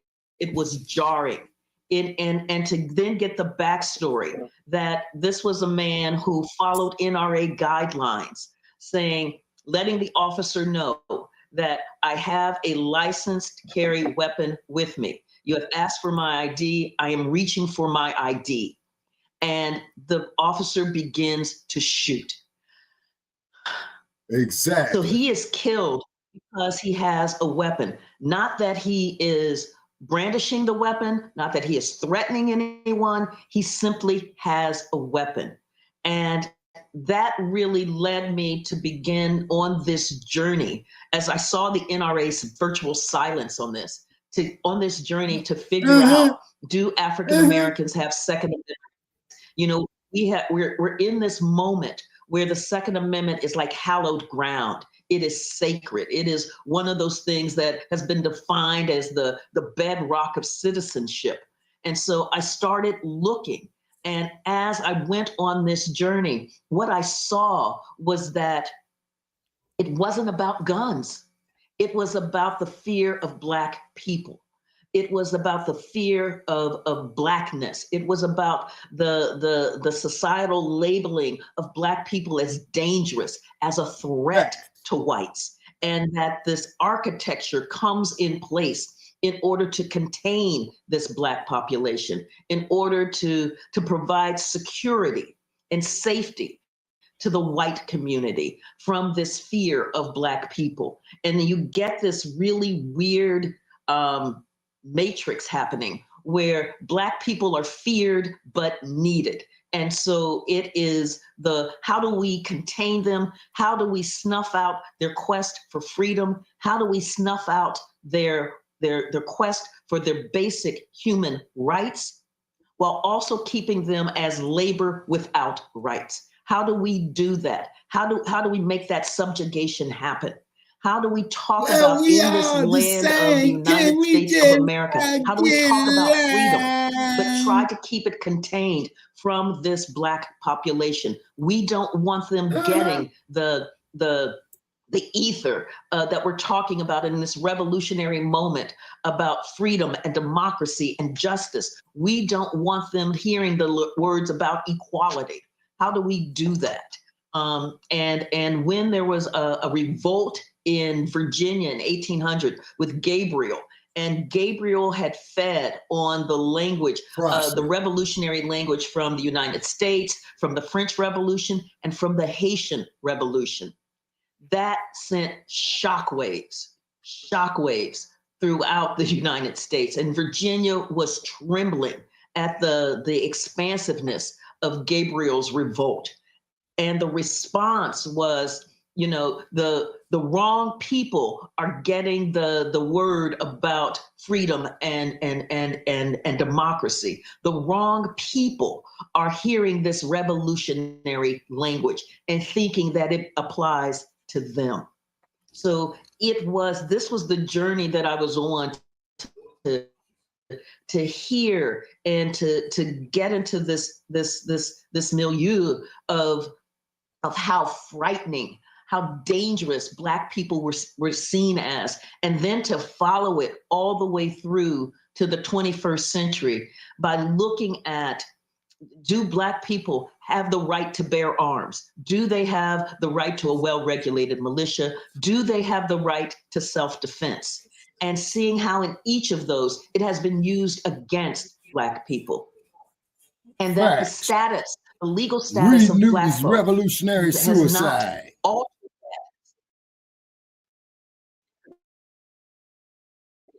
Whether enslaved, whether free Black, whether denizen land between enslaved and citizen, whether newly emancipated freed people, whether Jim Crow Black, or whether post-civil rights African American.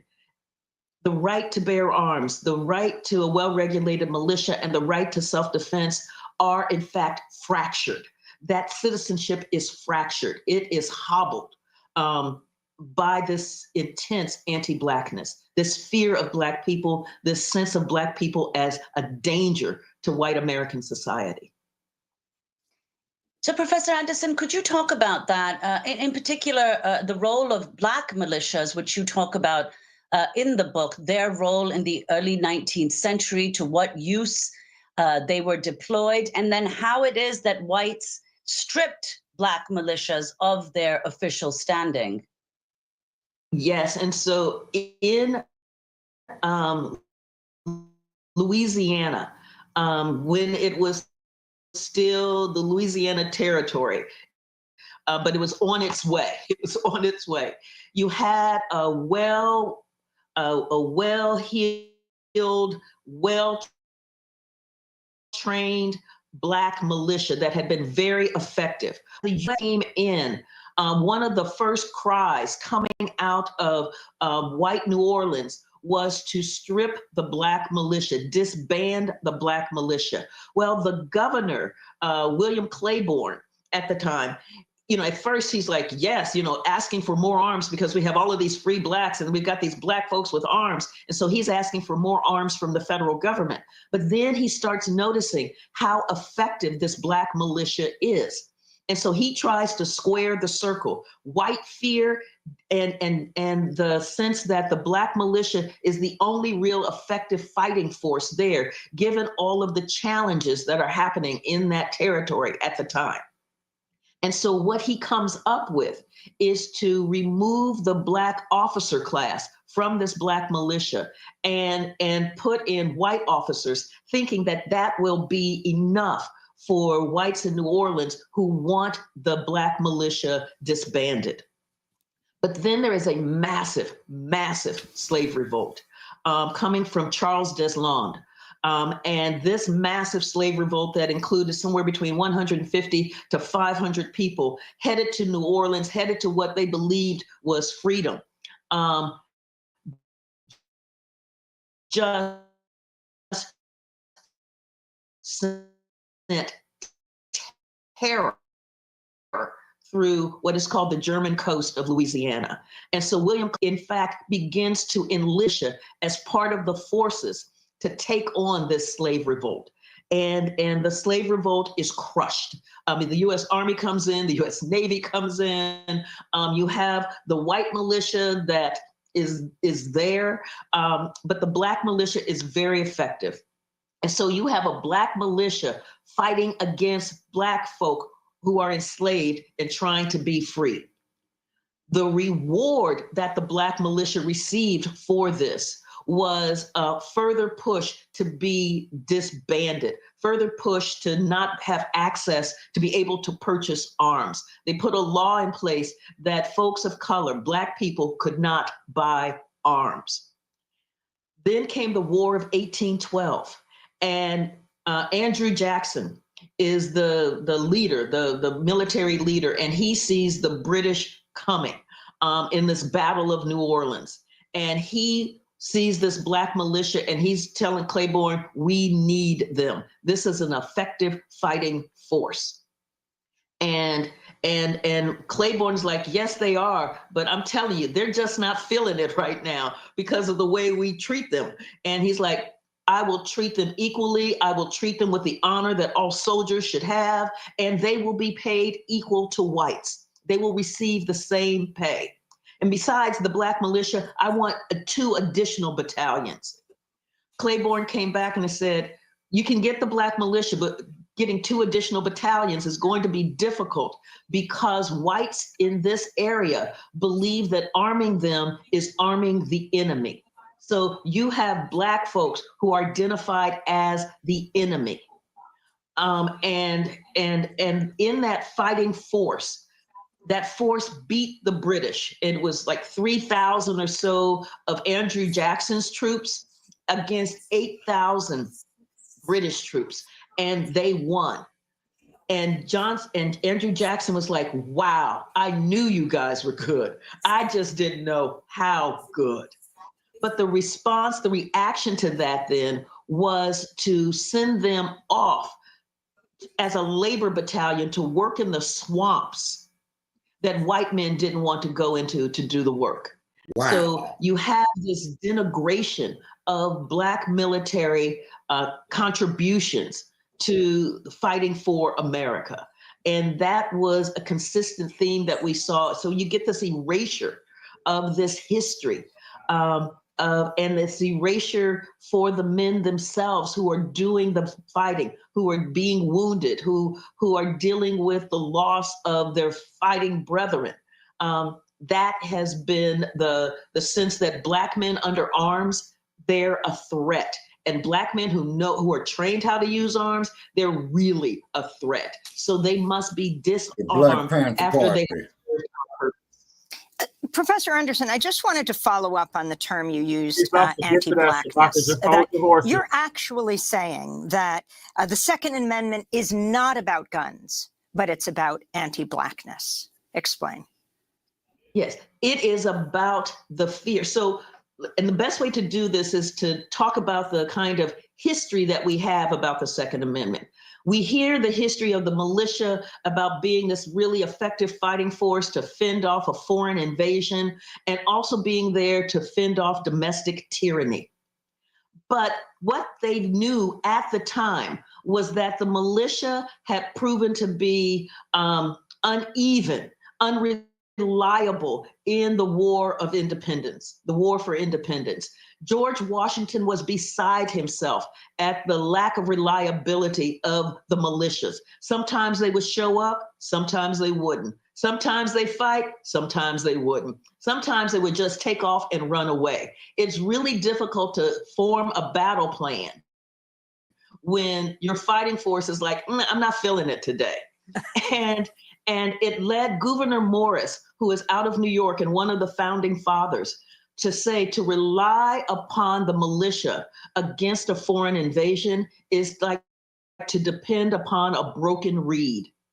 And so they knew that the militia was really not strong against a professional army.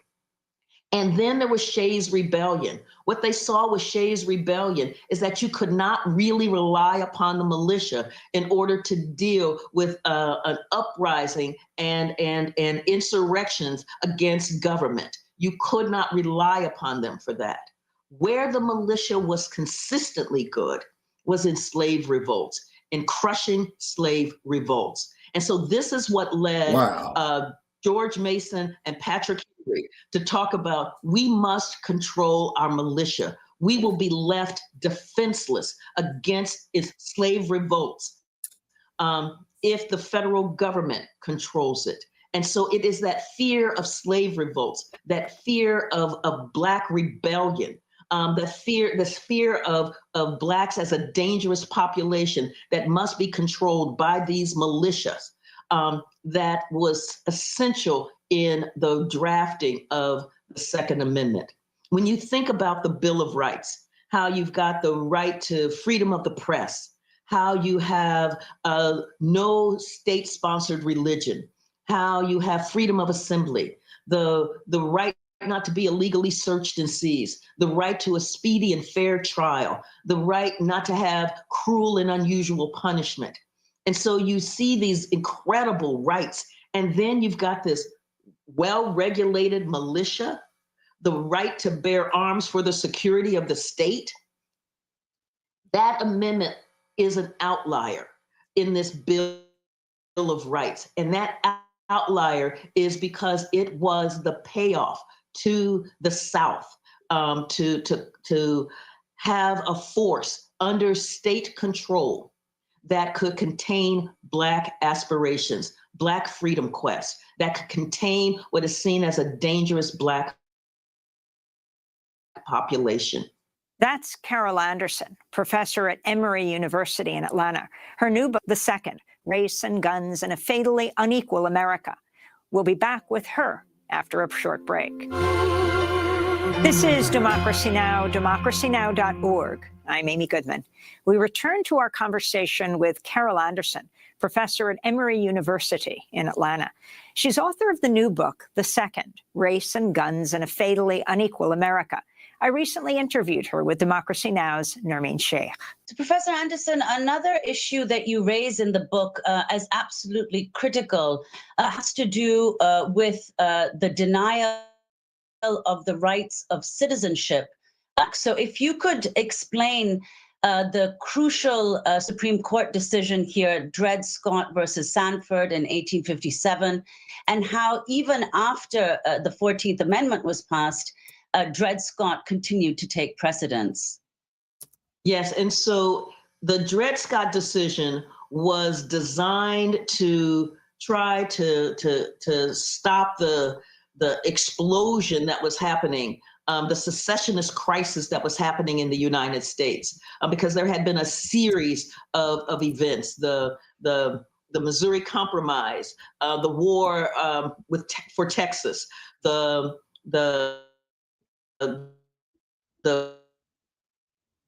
Kansas and bleeding Kansas. All of these things were about the expansion of fight to contract slavery. And so the Dred Scott decision, so Dred Scott was a Black man who was enslaved, and his owner had taken him to free soil states, Wisconsin and to Illinois. And then he was taken to Missouri, which was a slave state. He had argued that because he had been on free soil for years, that he was free. What this decision said, written by Chief Justice Roger Taney, was that Black people were never considered citizens of the United States. That part. They weren't considered citizens, and that there's, with the Uniform Militia Act of 1792, they weren't considered citizens. Passports saying they're not citizens. They're denied the ability to carry the mail. All of these things prove that they're not citizens. He said in this decision, if they were citizens, they would be able to go easily from state to state, but there were laws that prevented that. And he said, and they would be able to carry arms wherever they went. And so in there, you see that being able to carry arms is a sign of citizenship in this framing. And it's saying they're not citizens. Dred Scott was the one that said that a Black man has no rights that a white man is bound to respect. Dred Scott, in fact, did not stop the crisis. In fact, it added to it, and it helped lead to the Civil War. After the Civil War, you had Andrew Johnson as the president of the United States, basically issuing these mass amnesties to the Confederacy, to Confederate leaders, who then reassumed their positions in these states. And they passed constitutions and laws that denied Black people their rights. One of the laws that they passed were the Black Codes. The Black Codes, among other things, besides trying to control labor, the Black Code said that Black people could not bear arms. They could not have weapons, and that they needed to be disarmed. You had the rise of these paramilitary groups working in states trying to disarm Black people. You had a bloody massacre, one right after the next. There's a travelogue of carnage by Carl Schurz, who writes on the report of the conditions in the South that is just harrowing. Historian and legal scholar Annette Gordon-Reed calls it a slow motion genocide. And you have Black troops, Black Union troops, US troops, who are part of the occupying army in the South. You have white Southerners absolutely outraged that you would have Black soldiers as an occupying force in what they see as their space. And so they began to talk about the violence that we're seeing, the violence that is happening is because these Black soldiers are here. If these Black soldiers weren't here, then this killing wouldn't be happening. And so Andrew Johnson removes the Black soldiers. First, he removes them from the interior of the South and puts them on coastal fortifications, and then shortly thereafter removes them as an occupying force in the South altogether. Those Black soldiers saw themselves as a line of defense protecting the newly freed people from the terror that was raining down on them. So the denigration of Black soldiers, the attempt to disarm Black people after the war, the language that Black people aren't really citizens, that Black people are dangerous, and they cannot have access to weapons because it challenges the safety and the security of white Southerners. I mean, that's what was going on at this time. Professor Anderson, I wanted to leap forward to ask about how authorities responded to the Black Panthers, which urged Black people to arm themselves in the 60s. This is Bobby Seale, co-founder of the Self-Defense Party, speaking in 1967. That part. The Black Panther Party for Self-Defense calls upon the American people in general and the Black people in particular to take full note of the racist California legislature, with the hat which is on, now y'all. considering legislation That's aimed at Seal keeping the reading Black the letter. people disarmed and powerless at the very same time that racist police agencies throughout the country are intensifying the terror, brutality, murder, and repression of Black people. So if you could respond to this, Carol Anderson, to respond to Bobby Seale. Yeah, so what Bobby Seale is talking about is the depth of the police violence and brutality that was raining down on the Black community. The uprisings that we saw in Watts, in Cleveland, in Newark, in Detroit, were all fueled not only by those horrific conditions in those places, but also by police brutality. And the Black Panther Party for Self-Defense was founded as a response to the brutality of the Oakland Police Department. And so what the Black Panthers did, they said, we will police the police. They knew what the law said about open carry in California. And they also knew what the law said about the distance that you had to maintain from a police officer arresting someone. So the Black Panthers would come to those arrests fully armed with the kinds of legal weapons that they were allowed to have. The police did not like it. They did not like it. And so the Oakland Police Department went to Don Mulford, an assemblyman, a California assemblyman, and said, we need your help. We need to make what the Black Panthers are doing illegal, because currently it's legal. We stopped them, but they got the right kinds of weapons. We can't arrest them for what they're doing. We need to be able to make Let us listen to her. So what Mulford did with the help of the NRA was to write the Mulford Act, which banned open carry, which was a gun control act. And it was a gun control act targeted at the Black Panthers. So Mulford said, no, there's no racial targeting in this at all. This is about the Klan as well. But it wasn't. The letters make it really clear that the genesis for this, the catalyst for it, was how do we curtail the Black Panthers? How do we make them illegal? Fascinatingly, moving forward 20 years, I want to go to former Supreme Court Chief Justice Warren Burger, 1991, appearing on the MacNeil-Lehrer NewsHour. If I were writing the Bill of Rights now, there wouldn't be any such thing as the Second Amendment. Which says? That a well-regulated militia being necessary for the defense of the state, the people's rights to bear arms. This has been the subject of one of the greatest pieces of fraud. I repeat the word fraud on the American public by special interest groups that I have ever seen in my lifetime. This has been the greatest fraud. We're going to have to end with this final comment of yours, Professor Anderson. Yes, and that fraud has been that swaddling of the Second Amendment in the flag, in patriotism, in a sense of that the militia were there to protect and defend democracy, when in fact the militia were there designed to control Black people and deny Black people their rights. So in the Second Amendment, what we have in the Bill of Rights is the right to destroy Black people's rights. That is anathema. That is what has been committed. What most shocked you in your research? How consistent this anti-Blackness was and how it carries through to today with stand your ground laws, how it carries through with the ways that Black people are seen as threats, as monsters, as dangerous, simply because of their very being, and that puts a crosshairs on them. That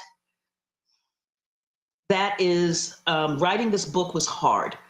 Because writing about the past and carrying it to the future in the midst of the killing of George Floyd, Ahmaud Arbery, Breonna Taylor, was just, in the midst of the pandemic, was just a lot. That's Emory University professor Carol Anderson, author of the new book, The Second, Race and Guns in a Fatally Unequal America. Her other books include One Person, No Vote, How Voter Suppression is Destroying Our Democracy, and White Rage, The Unspoken Truth of Our Racial Divide. And that does it for our show.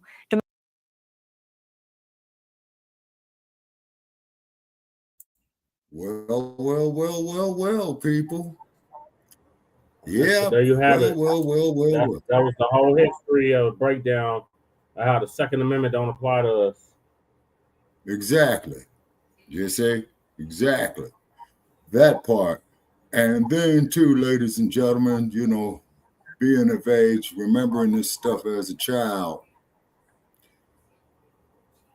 Oh man, where do I begin? Okay.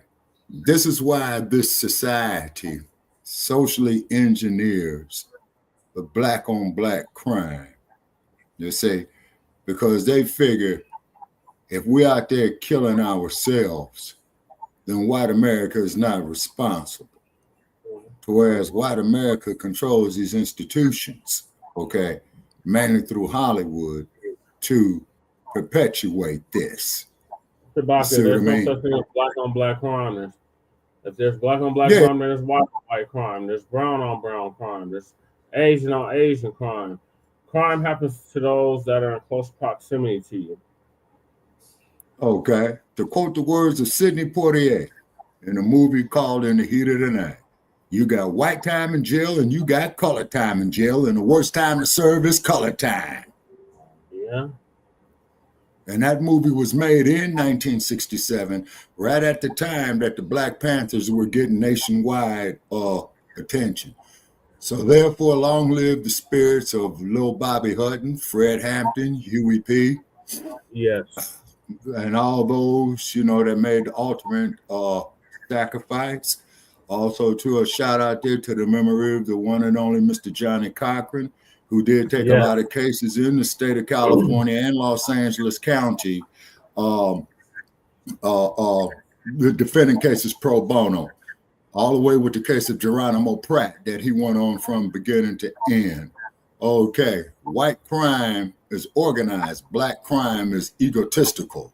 Okay, on that there, Black Joe, you got a point. You know what I'm saying? You got a point.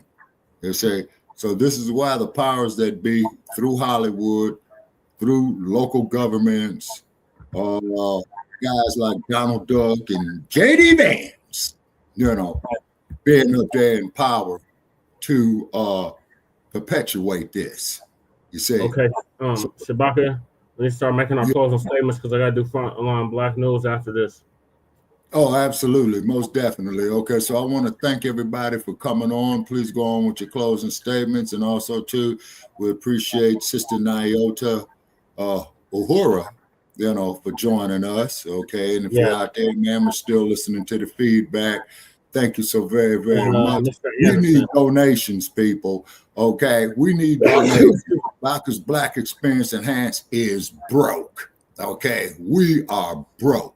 We need donations to keep this here going on. And then for those of you who do make significant donations in exchange. What we could do for you is that any business ventures that you are doing, you're more feel free to advertise them on this platform in exchange for your donations. Okay. Shabaka is old. Shabaka is in pain. Shabaka might not be here with you when it comes. You see what I'm saying? So over the years that we've done this, we appreciate all our contributors, all the positive ones and the negative ones too, like the Joe Gibsons and what have you, who got smooth owned on this platform. And then to Joe Gibson, if you out there and hearing this, man, you can come back and get some more of this business, in our last few episodes, if you like. And if you don't show up, then that there proves our point that you cannot stand this truth. And I yield. That's my closing comment. All right, Brother Che, take it over until the end. All right, go ahead, Brother Pete. What's your closing statement?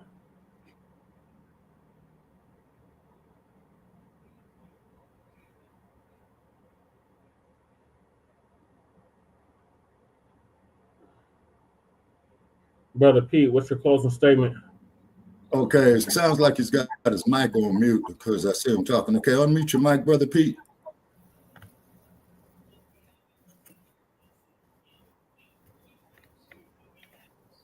Brother Pete. I heard you. Yeah, okay, yes, sir. Yeah, I heard you. I was trying to get it done. Absolutely. Like I said, I basically have no closing statement. I was basically just listening. Second Amendment, yeah, that is one of the big hopes that was put on our people.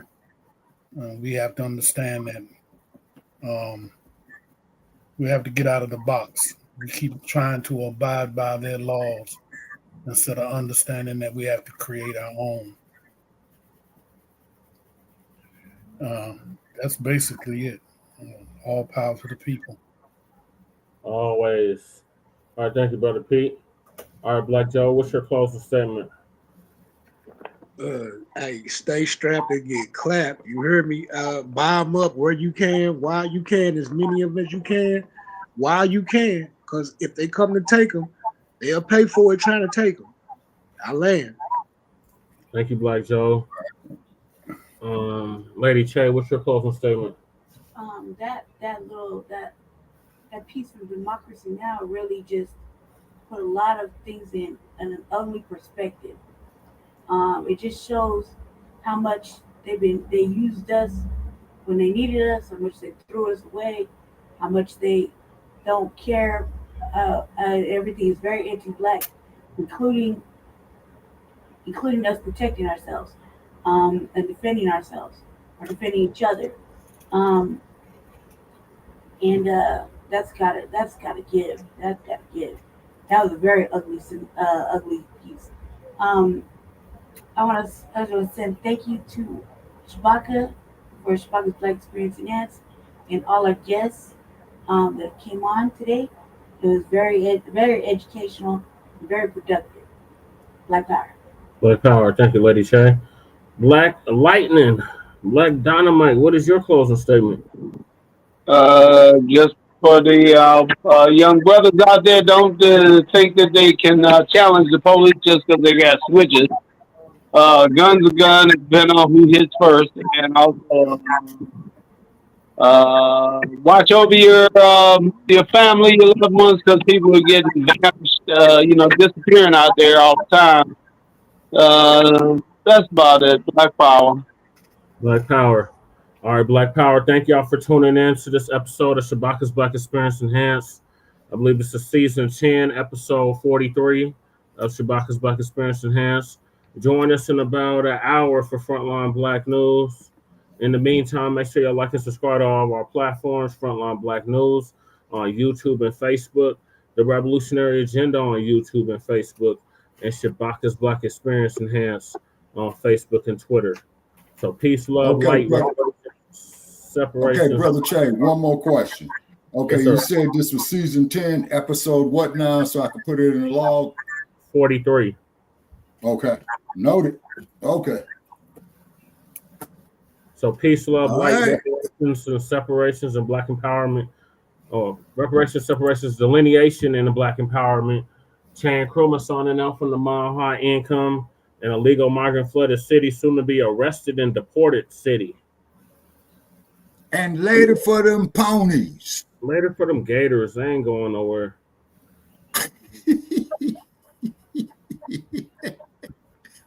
All right, folks, we appreciate everybody tuning in on this episode here. The original air date of this episode is September 9th, 2025.